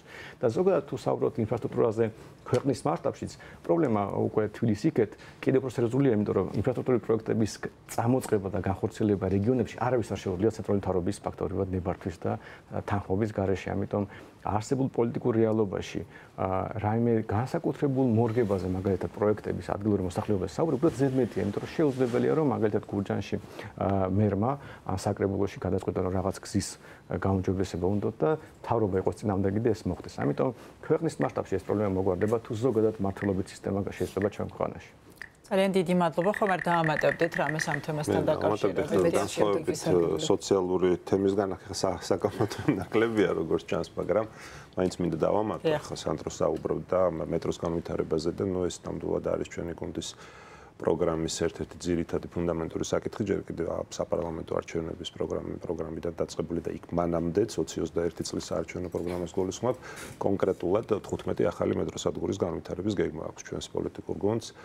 თბილისში ეს არის პირველ რიგში დიდი დიღმის, აეროპორტის, ლილოს და გლდანის მიმართულებით და რა თქმა უნდა თბილისი რუსთავის დაკავშირება ესეც არის ჩვენი პროგრამის ნაწილი და რა თქმა უნდა ეს არის ძალიან სწორი ნაბიჯი იმისთვის რომ თბილისი რუსთავი გახდეს უკვე არა რაღაცა სხვადასხვა ქალაქები, მაგრამ ერთიანი აგლომერაციის ტიპის, ასე ვთქვათ, მოდელი, რაც რა თქმა უნდა თბილისს აქცევს მართლაც რომ რეგიონის დიდ ეკონომიკურ ცენტრად. ახლა დღეს ძალიან კარგად ხედავთ ჩვენ როგორ სარგებლობენ ჩვენი მეზობლები, ხო მათ შორის პოლიტიკურად ახლა ეს სხვა საუბრის თემაა, მაგრამ ბევრად განვითარებულია მაგალითად იგივე ბაქო, ვიდრე თბილისი და ჩვენ სამწუხაროდ უკვე პოლიტიკა და ეკონომიკა ესე ერთად პარალელურად მიდის და როდესაც ხედავთ ისინი როგორც სარგებლობენ შექმნილი გეოპოლიტიკური, შეცვლილი გეოპოლიტიკური გლობალური წესრიგით და ცდილობენ მაქსიმალური სარგებელი მიიღონ საკუთარი ქვეყნისთვის, ჩვენ ამ დროს რაღაცა მაჩანჩალა ქვეყნად გვაქცევს ოცნება, რაც რა თქმა უნდა მათ არ დასალდებათ, ამიტომ რაც მინდა უბრალოდ დავამატო არის ის, რომ მეტროს განვითარება რა თქმა უნდა არის ჩვენი პოლიტიკური გუნდის პრიორიტეტი და კონკრეტულად თბილისში 15 ახალი მეტროსადგური, ხიდები,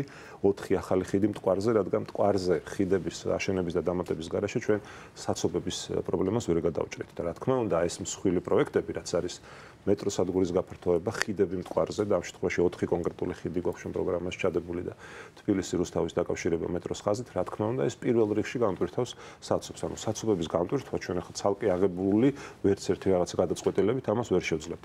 რა თქმა უნდა, ახლა ის მიწის ქვეშა და მიწის ზედა პარკინგები ესეც საფიქრალია, ესეც მოსაგვარებელია, რა თქმა უნდა, ამას ვეთანხმები, რომ ეს კალაძის არაერთი შეუსრულებელი დაპირებაა კალაძის კისერზე, მაგრამ ეს პარკინგი ერთ-ერთი თვალსაჩინო 4ჯერ გაზრდილი გადასახადი, ხო? თქვენ კარგად იცით, არ არსებობს თბილისელი, ვისაც ეს პრობლემა არ აწუხებს, ანუ 10 ლარის ნაცვლად, ყველა მცირე დარღვევაზე 50 ლარს იხდიან თბილისელები და წელიწადში ეს არის დაახლოებით 20 მილიონი ლარი. წელიწადში 20 მილიონი ლარი მარტო ჯარიმებიდან შემოდის. ახლა იქ რეგულარულ მოსაკრებელს აღარ გულისხმობ. ასე რომ რა თქმა უნდა, ხო და კალაძე კიდევ არის, მე ვეძახი რაღაც ის ბევრ რამეს ვეძახი კალაძეს, მაგრამ რაღაცა სკვერების მერია რა, ანუ რამეს კი არ ვერჩი სკვერებს, რა თქმა უნდა, სკვერები ძალიან მნიშვნელოვანია, მაგრამ მასშტაბურად იმის იქით ვერ წავიდა. ანუ რეალურად არც ერთი მსხვილი ინფრასტრუქტურული პროექტი, რასაც მსხვილი პროექტი ქვია, მას არ განუხორციელებია და ამიტომ ჩვენ მოვდივართ სწორედ ასეთი მსხვილი ინფრასტრუქტურული პროექტების გეგმებით და ამას აუცილებლად გავაკეთებთ და თბილის ნამდვილად ექნება ახალი გაფართოებული მეტროს ქსელი. თქვენ გინდოდათ რაღაცის დამატება. ტრამვაი უნდა მოიყოთ. მე დავამატებ კიდევ ერთ რამეს, რაც ვერ ჩავატია ჩემს დროის მონაკვეთში. ჩვენ ასევე პროგრამაში გვაქვს ახალი სარტყელი, რაც გულისხმობს თბილისის გარშემო წრიულ მაგისტრალს 70-80 კილომეტრია. ეს ევროპულ ქალაქებს სხვადასხვა მიმართულებით გვაქვს შესწავლილი. ჩვენ ეს არის ძალიან საუკეთესო გზა იმისათვის, რომ საცობებისაგან მეტად გათავისუფლდეს თბილისი და ამ დაფარვით ნებისმიერ 2 წერტილიდან 20 წუთში იქნება შესაძლებელი ადგილამდე მისვლა. ამას გარდა, რაც შეეხება მტკვარზე ხიდებს, ჩვენ გვახსოვს დაპირება ქართული ოცნების მხრიდან, მაგალითად მარშალ გელოვანის გამზირდიდან უნდა გახსნილიყო სამტრედიის ქუჩის მიმართულებით ახალი ხიდი. ეს პირდაპირ ითქვა წინა საარჩევნო და ეს არ განხორციელდა. ჩვენ პროგრამაში ახალი ხიდების მშენებლობაც გვიტევს. რაც შეეხება მიწის ზედა ტრამვაი, ეს ცოტა განსხვავებულია ახლა ის ტრამვაი კლასიკური ტრამვაისგან. მიწის ზედა ტრამვაი მაგალითისთვის რომ მოვიყვანოთ, დიღმის მასივი დიდი დიღომი ვაშლიჯულის მიმართულებით და მისი დაკავშირება მაგალითად მეტროსადგურ დიდუბესთან. ანუ ეს ყველაფერი არის გათვლილი, ეს ყველაფერი არის კომპლექსურად დანახული, ანუ მეტროსადგურები, წლიური მაგისტრალი, საბაგირო გზები, მტკვრის ფუნქცია და ახალი ხიდების მშენებლობა და საპარკინგო სივრცეები, რომელიც თავის მხრივ, რა თქმა უნდა, ქალაქს განტვირთვავს და რა თქმა უნდა, ეს იქნება უკვე ის ქალაქი, რომელიც ამავდროულად ჯანმრთელი იქნება, რადგანაც საცობებში და გამონაბოლქვში ადამიანები თავის ჯანმრთელობას ეზიანებენ, ხო? დალექვასად ხდება პირველ ნახევარ მეტრზე, შემდეგ 1 მეტრზე სხვადასხვა დაავადებების წყაროა. ამიტომაც ჩვენი ჯანმრთელობისთვის, ჩვენი ქვეყნის უსაფრთხოებისთვის, დიდი მასშტაბით გადასახედი უსაფრთხოებისთვისაც ინფრასტრუქტურა განვითარებული სატრანსპორტო, რა თქმა უნდა, არის ძალიან მნიშვნელოვანი თავისი საპარკინგო სივრცეებით. აქვე გადავალ ეკოლოგიის თემაზე და გარემოს დაცვის თემაზე, რა შეკითხვით თქმა უნდა, რა უმთავრესი პრობლემები არსებობს დღეს ჩვენს ქვეყანაში ამ მიმართულებით და როგორ გეგმავთ გარემოს დაცვითი პრობლემების მოგვარებას? თქვენ ერთ-ერთი უკვე პრობლემა ვახსენე, საცობები რა პრობლემას ქმნის ქალაქში, ხომ? ჟანგბადის ნაკლებობის გათვალისწინებით, მაგრამ ჩვენ ხედვაში გვიწერია და ეს საკითხი შესწავლილი გვაქვს, რომ უნდა გაუქმდეს ლილოს ნაგავსაყრელი. უნდა აშენდეს ახალი სტანდარტის და აბსოლუტურად საერთაშორისო ფონდების დახმარებით გადამამუშავებელი დიდი ქარხანა. ამავდროულად არის საჭირო, რომ დამონტაჟდეს ჰაერის მზომი, ჰაერის ჟანგბადის სიწმინდის მზომი სისტემები მთელს ქალაქში და არ მოხდეს ისე ფრაგმენტულად, როცა დასჭირდებათ კონკრეტული ან არასამთავრობო ორგანიზაციები ზომავენ, ან ქალაქი უკვე საჭიროების მიხედვით რაღაც თვითმმართველობის წარმომადგენლები როგორ და როგორც სჭირდებათ. საჭირო არის მტკვარზე გამწმენდი ნაგებობების აშენება. აუცილებელი არის სარეკრეაციო ზონების არსებობა. ხა მე უბრალოდ არ მინდა რომ რაოდენობა შემეშალოს და ჩვენ ამ მიმართულებით გვაქვს ძალიან სერიოზული ხედვა თბილისი როგორც სუფთა ქალაქი და ამავდროულად თბილისის მწვანე სივრცე გვაქვს მთლიანად დათვლილი და დათვლის მიხედვით თბილისის ცენტრში არის 200 ჰექტამდე რეკრეაციული სივრცე, რომელიც არის კერძო პირების საკუთრებაში. არსენალის მთა, იპოდრომი, ცირკის მთა, ლაგუნა ვერე, ყოფილი ზოოპარკის ტერიტორია, უნივერსიტეტის უკანა ქუჩა. ეს მთლიანად უკანაა ეზო, გაგიკვირდება და 2 ჰექტარია სხვათა შორის. ეს ყველაფერი უნდა გადაიქცეს ქალაქის ფილტვებად და ცენტრალური პარკების სისტემა, რაც იქნება დაკავშირებული კუს-ტბა, მთაწმინდის პარკი, თაბორის მთა, ნარიყალა, ბოტანიკური ბაღი და მიმდინარე ტერიტორიები. აქ უნდა აიკრძალოს სატრანსპორტო მოძრაობა, ესენი უნდა იყოს დაკავშირებული ველობილიკებით და არ უნდა იყოს ჩაბეტონებული პარკები. ეს უნდა იყოს პარკი, რომელიც გასუნთქებს. ფილტვები უნდა იყოს და ეკოლოგიის მიმართულებით, რა თქმა უნდა, ამას აქვს უდიდესი მნიშვნელობა. ძალიან არის მომეტებული ონკოლოგიური დაავადებები, ძალიან არის მომატებული აუტისტური სპექტრის დაავადებები ქალაქში, ძალიან არის მომატებული ის დაავადებები, რომლებიც პირდაპირ უკავშირდება სიცოცხლის ხანგრძლივობის შემცირებას და ამიტომ ეკოლოგიური პირობების გაუმჯობესება, პირველ რიგში ნაგავსაყრელის გაზანით, ქალაქის ამ წყლის მთავარი არტერიის და ჩვენი ქალაქის სავიზიტო ბარათის მტკვრის ამ სავალალო მდგომარეობაში ყოფით და მისი გაწმენდით და შემდეგ უკვე ჰაერის მუდმივი მონიტორინგით ჩვენ შევძლებთ და უკვე ცენტრალური პარკების სისტემების დანერგვით, რომ ამ ქალაქს კონდეს ფილტვები, ვისუნთქოთ და იყოს ეკოლოგია გაუმჯობესებული. რა თქმა უნდა, უფრო ჩაშლილი ხედვაც გვაქვს, მაგრამ თავარი გზავნილები არის მოსახლეობის მიმართ ეს გზავნილები. ძალიან დიდი მადლობა. ალექსანდრე, თქვენ რა მთავარ გარემოს დაცვით პრობლემებს ხედავთ დღეს საქართველოში და როგორია თქვენი გეგმა, როგორ უნდა მოაგვაროთ ეს პრობლემები? ზოგადად არა მარტო თბილისში, თელ ქვეყანაში და არა მარტო ჩვენ ქვეყანაში, ეკოლოგიაზე ზრუნვა არის გარკვეულწილად რაც შედარებით მდიდარი ადამიანების პრივილეგია, იმიტომ რომ ადამიანი ძალიან ღარიბია, მას უთხრათ რომ მოდი გადაჯექშენი იაფიანი მანქანით არიარო და გადაჯექიან ტრანსპორტზე, ეს არის მხოლოდ მისი გაღარიბების და მისი ცხოვრების პირობების გაუარესების გზა. ამიტომ როცა შევსწავლოთ ეკოლოგიაზე, მაგათ რო ავიღოთ თბილისის შემთხვევა, ის ზიანი რაც ეკოლოგიას ადგება, თუნდაც იგივე გამონაბოლქვის გამო, ბევრად უფრო სწრაფად შემცირდება თუ ხალხი გამდიდრდება და უკეთეს მანქანებს იყიდიან, ვიდრე ის რომ მთავრობამ შეზღუდოს მაგალითად რაღაც შედარებით იაფიანი უცხოეთის იმპორტული მანქანები, რაც მოხდა ეკოლოგიაზე ვითომ ზრუნვით და საბოლოო ჯამში ღარიბ ადამიანებს წაართვა შეიძლება შედარებით კარგი მანქანით გადაადგნენ. ელემენტს რო შევხედოთ, მთავრობა თავარი, თქვათ, პრიორიტეტი უნდა იყოს თუ მას სულს რომ ეკოლოგია ქალაქში ზოგადად ქვეყანაში სხვადასხვა პუნქტში იყოს უკეთესი, ის რომ ის ხალხი იყოს მდიდარი. ავიღოთ მაგალითად მშენებლობა. შეხედეთ თბილისში რამდენი კორპუსი შენდება, როცა არც სკვერი აქვს, არც რამე ინფრასტრუქტურა, რატომ ხდება ეს? ეს ხო იმიტომ არ ხდება, რომ ჩვენ მოსახლეობას ბევრი ფული აქვს და შეუძლია ნებისმიერი არჩევანი გააკეთოს. სცენარში პირიქით, იმიტომ რომ ღარიბები არიან, ადამიანს ურჩევნია შედარებით ცოტა გადაიხადოს და იყიდოს ბინა, რომელსაც შეიძლება არც სკვერი ქონდეს და არც ინფრასტრუქტურა და არც არაფერი, მაგრამ ბინა მაინც ექნება. მაგრამ თუ თბილისელი გამდიდრდება და მას ექნება არჩევანი, რომელი კორპუსში იყიდოს ბინა, რომელ რაიონში იყიდოს ბინა და ასე შემდეგ, ის რა თქმა უნდა რაღაც მომენტში პიროტეს მიანიჭებს ისეთ გარემოს, რომელიც კომფორტულია მისთვის, მისთვის ბავშვების და ასე შემდეგ. ეხლა ცენტრალური პარკთან რომ ნიუ-იორკში ყველაზე ძვირი ბინების ხო ისაც გასაგებია. ეს ხო გასაგებია რომ ყველას გვირჩენია რომ კონდეს პარკი, ხე, კარგი ხედი ქალაქზე, მაგრამ სანამ ფუნდამენტური საჭიროება არის დაკმაყოფილებული, ამის ხელოვნურად თავს მოხვევა თავრობის მხრიდან იქნება დამაზიანებელი და ხალხი კიდევ უფრო გაღარიბდება და კიდევ უფრო გაიწლება ამ პრობლემის მოგვარება. ამიტომ ჩვენი ამოცანაა რომ ადამიანებს არ შეუშაოთ ხელი გამდიდრებაში და პირიქით ხელი შეუწყოთ რომ თვითონ გაუშვდეს ადამიანებს მოთხოვნა რომ იმ კორპუსში იყიდონ ბინა სადაც გამწვანებულია და კომფორტულია და არ იყვნენ იმ საჭიროების წინაშე რომ რაბინაც შემიძლია მოსყიდლო და უკვე აღარ მაქვს დრო რომ სხვა ამას შევხედოთ. და მაგალითისთვის ჩვენი ერთ-ერთი ამოცანა რომ თბილისში საბჭოთა ხრუშჩოვკების ეს ისტორია დავასრულოთ. იგივე თუნდაც ვაჟას რო შეხედოთ იქ იმიტომ რომ მერიას არ უნდა მაღალი კორპუსები იყოს და ცათამბჯენები გაჩნდეს, მხოლოდ მერის სრულზე დგას ეს.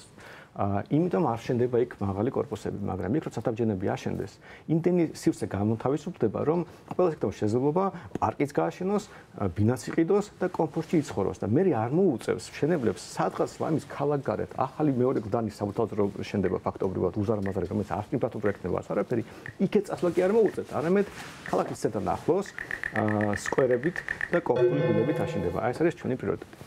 დიდი მადლობა.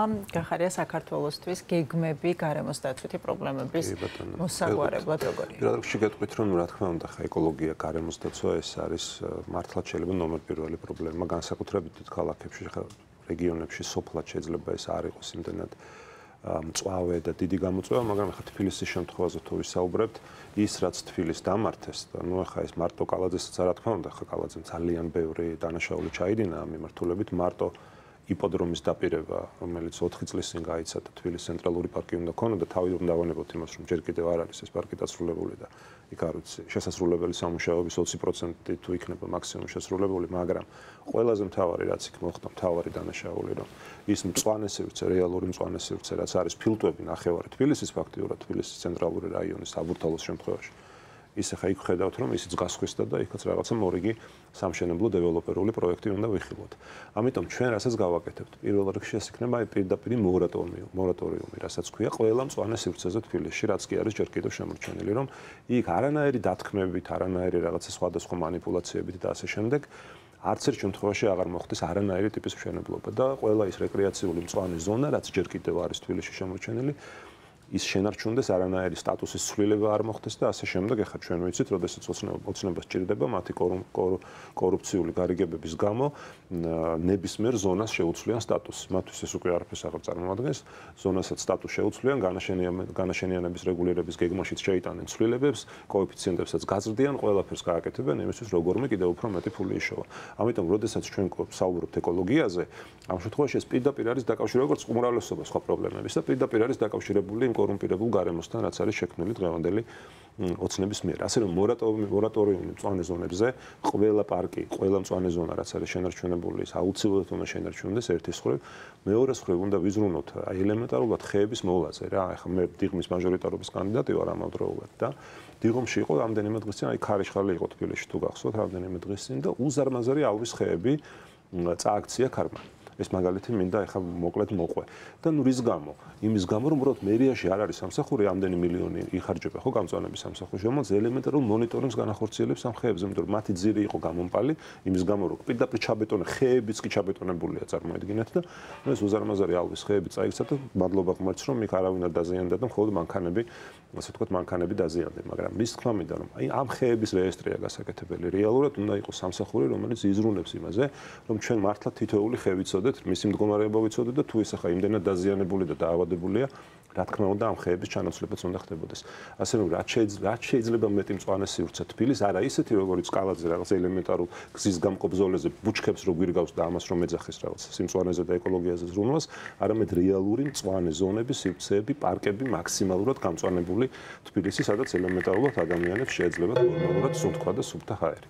დიდი მადლობა, ხომ არ გაქვთ რაიმე დასამატებელი ამ თემასთან დაკავშირებით.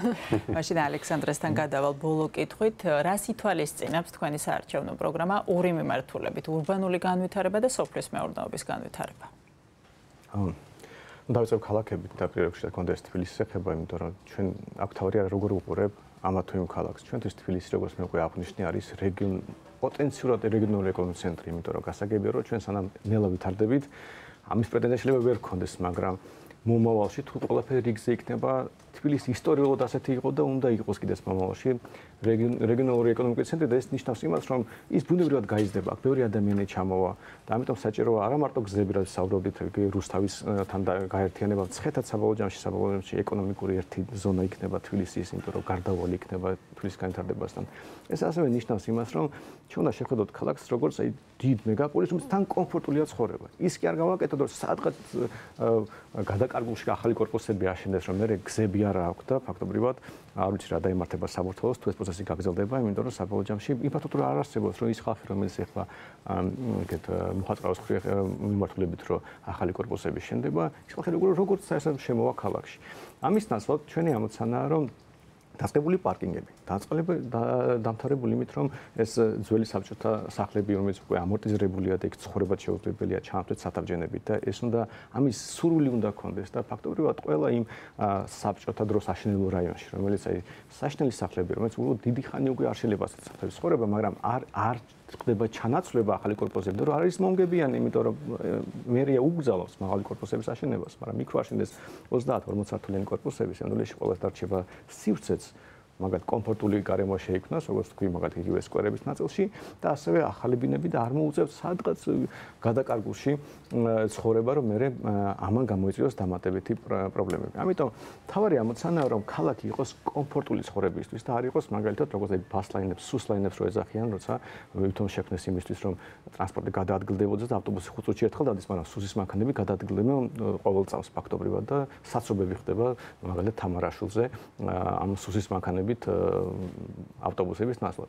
ამიტომ ესაც ზოგადად ქალაქს ეხება, ხოლო რაც ეხება სოფლის მეურნეობას, ეს ძალიან სპეციფიკური კითხვაა, იმიტომ რომ ჩვენი ქვეყნის პრობლემა ის არის, რომ ძალიან ბევრი ადამიანი არის სოფლის მეურნეობაში დასაქმებული. ბევრად მეტი ვიდრე ნებისმიერ განვითარებულ ქვეყანაში.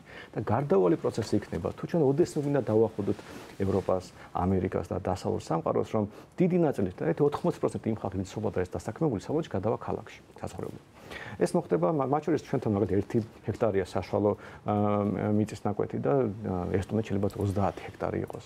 ამიტომ ჩვენ უნდა ვიყოთ მზად იმისთვის, რომ ბევრი ადამიანი სოფლიდან გამოვა და წავა ქალაქში და სოფელში დარჩება მხოლოდ ადამიანი, ვისაც ყველაზე ეფექტიანად შეუძლია სოფლის მეურნეობაში დასაქმება და ვისაც მომგებიანი შეიძლება იყოს მათ სოფლის მეურნეობა.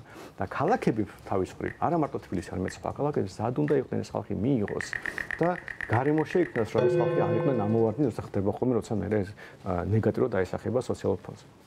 დიდი მადლობა. ურბანული განვითარება და სოფლის მეურნეობის განვითარება. გიორგი, რა სიტუაციაა თქვენი საარჩევნო? ურბანული განვითარებით დავიწყოთ.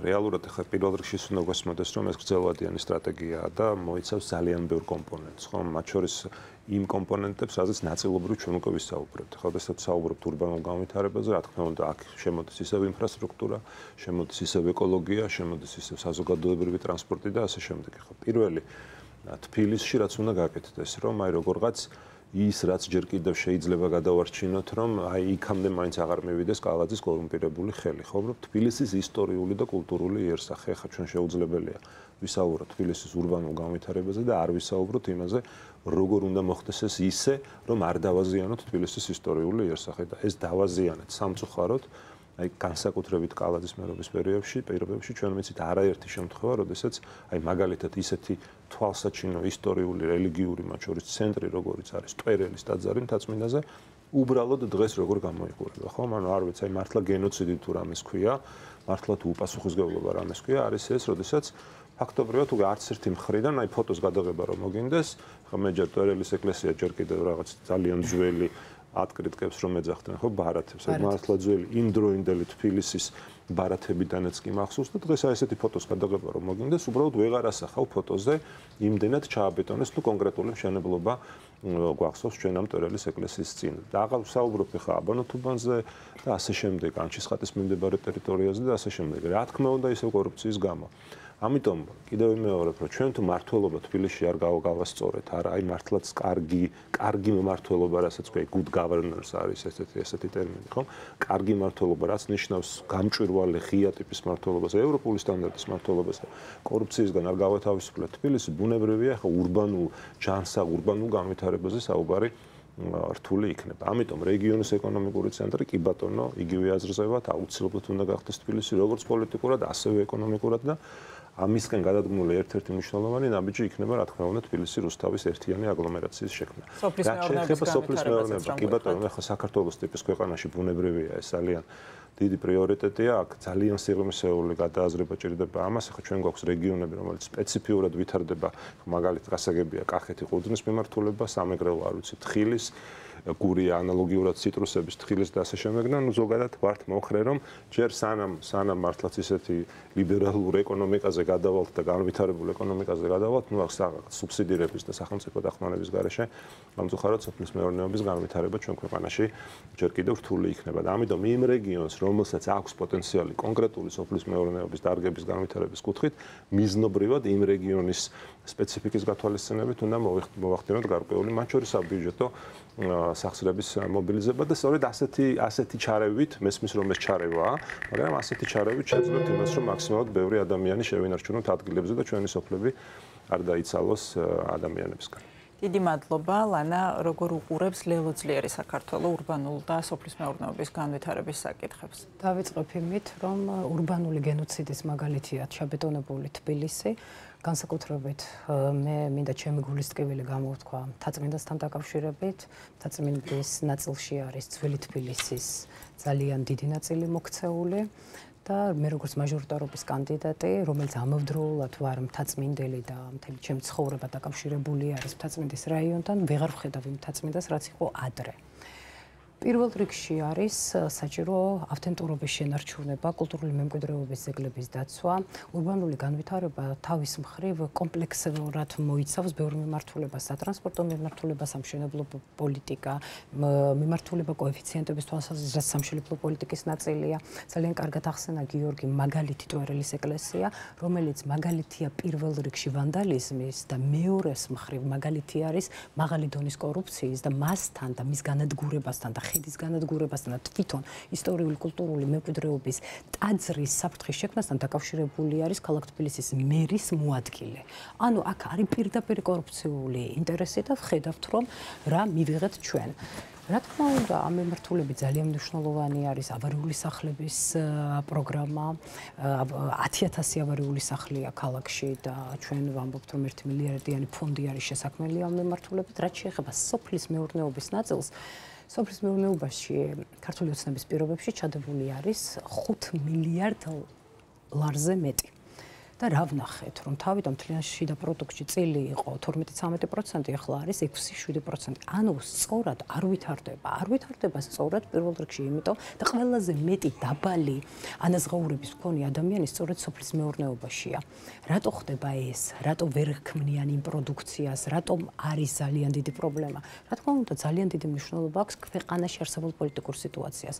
პრიორიტეტი უნდა იყოს ბაზრების დივერსიფიცირება. ჩვენი პროდუქტი უნდა გადიოდეს, მიმართულება უნდა იყოს ევროპული ბაზრები, ის ბაზრები, სადაც ითხოვენ მაღალ ხარისხს და რა თქმა უნდა, ფასიც არის შესაბამისი. საქართველოში არის მანკიერი ტრადიცია, ეხლა მით უმეტეს გახსნილი არის რუსული ბაზარი და იქ კვოტირებით, რა თქმა უნდა, ასევე ქართულ ოცნებასთან დაახლოებული პირები არიან ჩამჯდრები ამ კვოტებში და მათ გააქვთ. და ეს ყველაფერი აჩერებს სოფლის მეურნეობის განვითარებას. ღვინო მაგალითად თუ ავიღებთ, რომ გაიყიდება შვეიცარიაში, იაპონიაში და სხვა ქვეყნებში, რა თქმა უნდა, ის შემოსავალი ბევრად აღემატება იმ შემოსავალს, სადაც უკვე სერიულად გააქვთ რუსეთში, მაგრამ აქ მდიდრდებიან ერთეულები და დაახლოებული, კართან დაახლოებული პირები და იქ საჭირო არის ხედვის არსებობა და რა თქმა უნდა, ჯანსაღი პოლიტიკა და კორუფციის აღმოფხვრა, რომ განვითარდეს სოფლის მეურნეობაც. თუ სოფლის მეურნეობა განვითარდება სწორი მიმართულებით, თავის მხრივ ხალხი დაბრუნდება სოფლად, იქნება შემოდინება უფრო მეტი თანხების და მდიდარი ადამიანი, მდიდარი მეწარმე, მდიდარი ის ადამიანი, რომელიც იქნება სოფლად, იქნება რა თქმა უნდა ჩვენი ქვეყნის სიძლიერის კიდევ ერთი გარანტი. ძალიან დიდი მადლობა. თუ არსებობს ამ თემაზე განსხვავებული მოსაზრებები, სიამოვნებით მოგისმენთ. ერთი კითხვა მაქვს მეუბრალოდ ამ ყველაფერზე და მაინც ამ თემას ეხება და დანარჩენებს. აი თქვენმა საერთო ვიცემერობის კანდიდატმა ალიკოლის საშუალო ამ დღეებში განაცხადა, რომ თქვენ აპირებთ თუ წარმატებას მიაღწევთ, გააჩეროთ საზოგადოებრივი ტრანსპორტი, გამოიწვიოთ რაღაც კოლაფსი ქალაქში, ავიცი სერვისები გააჩეროთ, ნაგავიერ დრო აივსოს ქალაქი და ეს იმისთვის, რომ რევოლუცია მოახდინოთ, დაამხოთ ქართული ოცნება და ასე ვთქვათ, ამიტომ გაამწაროთ თბილისელები, რომ ეს მოხდეს და მე მაინტერესებს აი ამ კუთხით თქვენ ალიკოს რამე დაემართა განაცდა და გადაირია თუ ის მართალია და თქვენ მართლა ამას გეგმავთ და მაშინ ყველაფერი რაც თქვენ ელაპარაკეთ ტყუილი გამოდის. აი ეს როგორ არის თუ ამ ხსით კარგი იქნება. სანდრო, ამ შემთხვევაში გიპასუხებ იმას, რომ დღეს მე მოსული ვარ პროგრამის განხილვისთვის.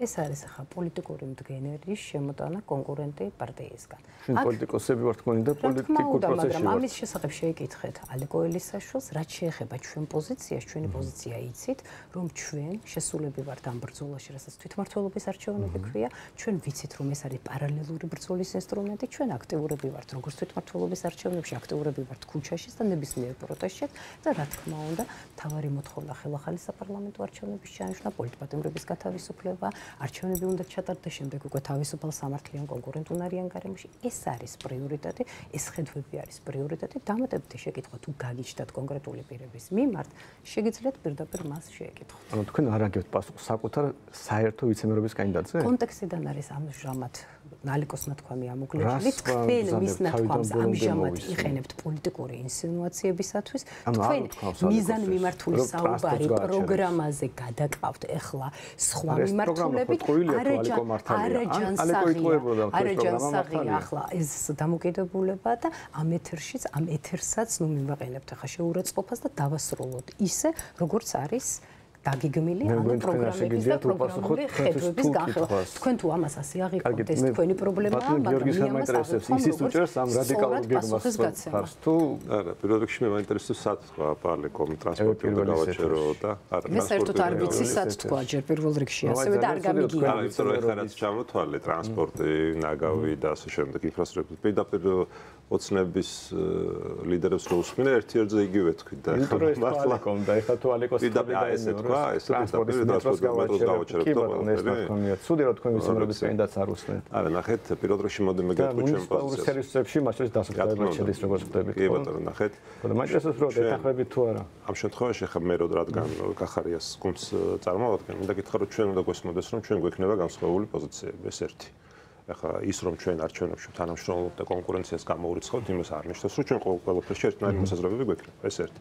მაგრამ აქ როგორც მე ვატყობ, თვითონ ალეკოსაც აქვს დასაზუსტებელი და ეს გამარტება გასაკეთებელი რეალურად რა იგულისხმა, ხო? მე რაც ვიცით არის ალეკოს ყოველდღიური გამოსვლები და პირიქით არის ამ პროგრამის ერთ-ერთი ავტორი და მით უმეტეს სატრანსპორტო პოლიტიკის მიმართულებით აქვს. მე დავასრულო რომ ეს იყოს გასაგები მაყურებლისთვის, რა თქმა უნდა. მე პირადად ისე როგორც ჩვენი გუნდი, რა თქმა უნდა, ამას არ ვხდით. ახლა ჩვენ არჩევნებში იმიტომ არ წავსულვართ, რომ გავაჩეროთ თბილისი. ჩვენ არჩევნებში იმიტომ მივდივართ, რომ ავაშენოთ თბილისი, თბილისი გავხადოთ უკეთესი ქალაქი და რა თქმა უნდა, ამას ახლა არც ტრანსპორტის გაჩერება შეუწყობს ხელს და არც დაუშვათ დასუფთავების სამსახურის და ასე შემდეგ. ახლა მე უბრალოდ არ მგონია, რომ ალეკოს პირდაპირ ეს ეგულისხმა.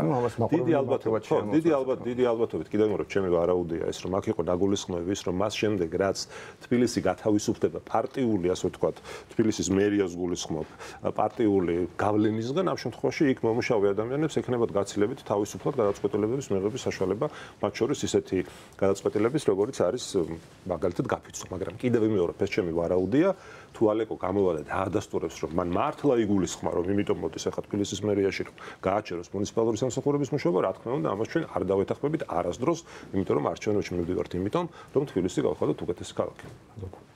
ძალიან დიდი მადლობა მინდა გადაგიხადოთ თითოეულ თქვენგანს გადაცემაში მონაწილეობისთვის და მობრძანებისთვის.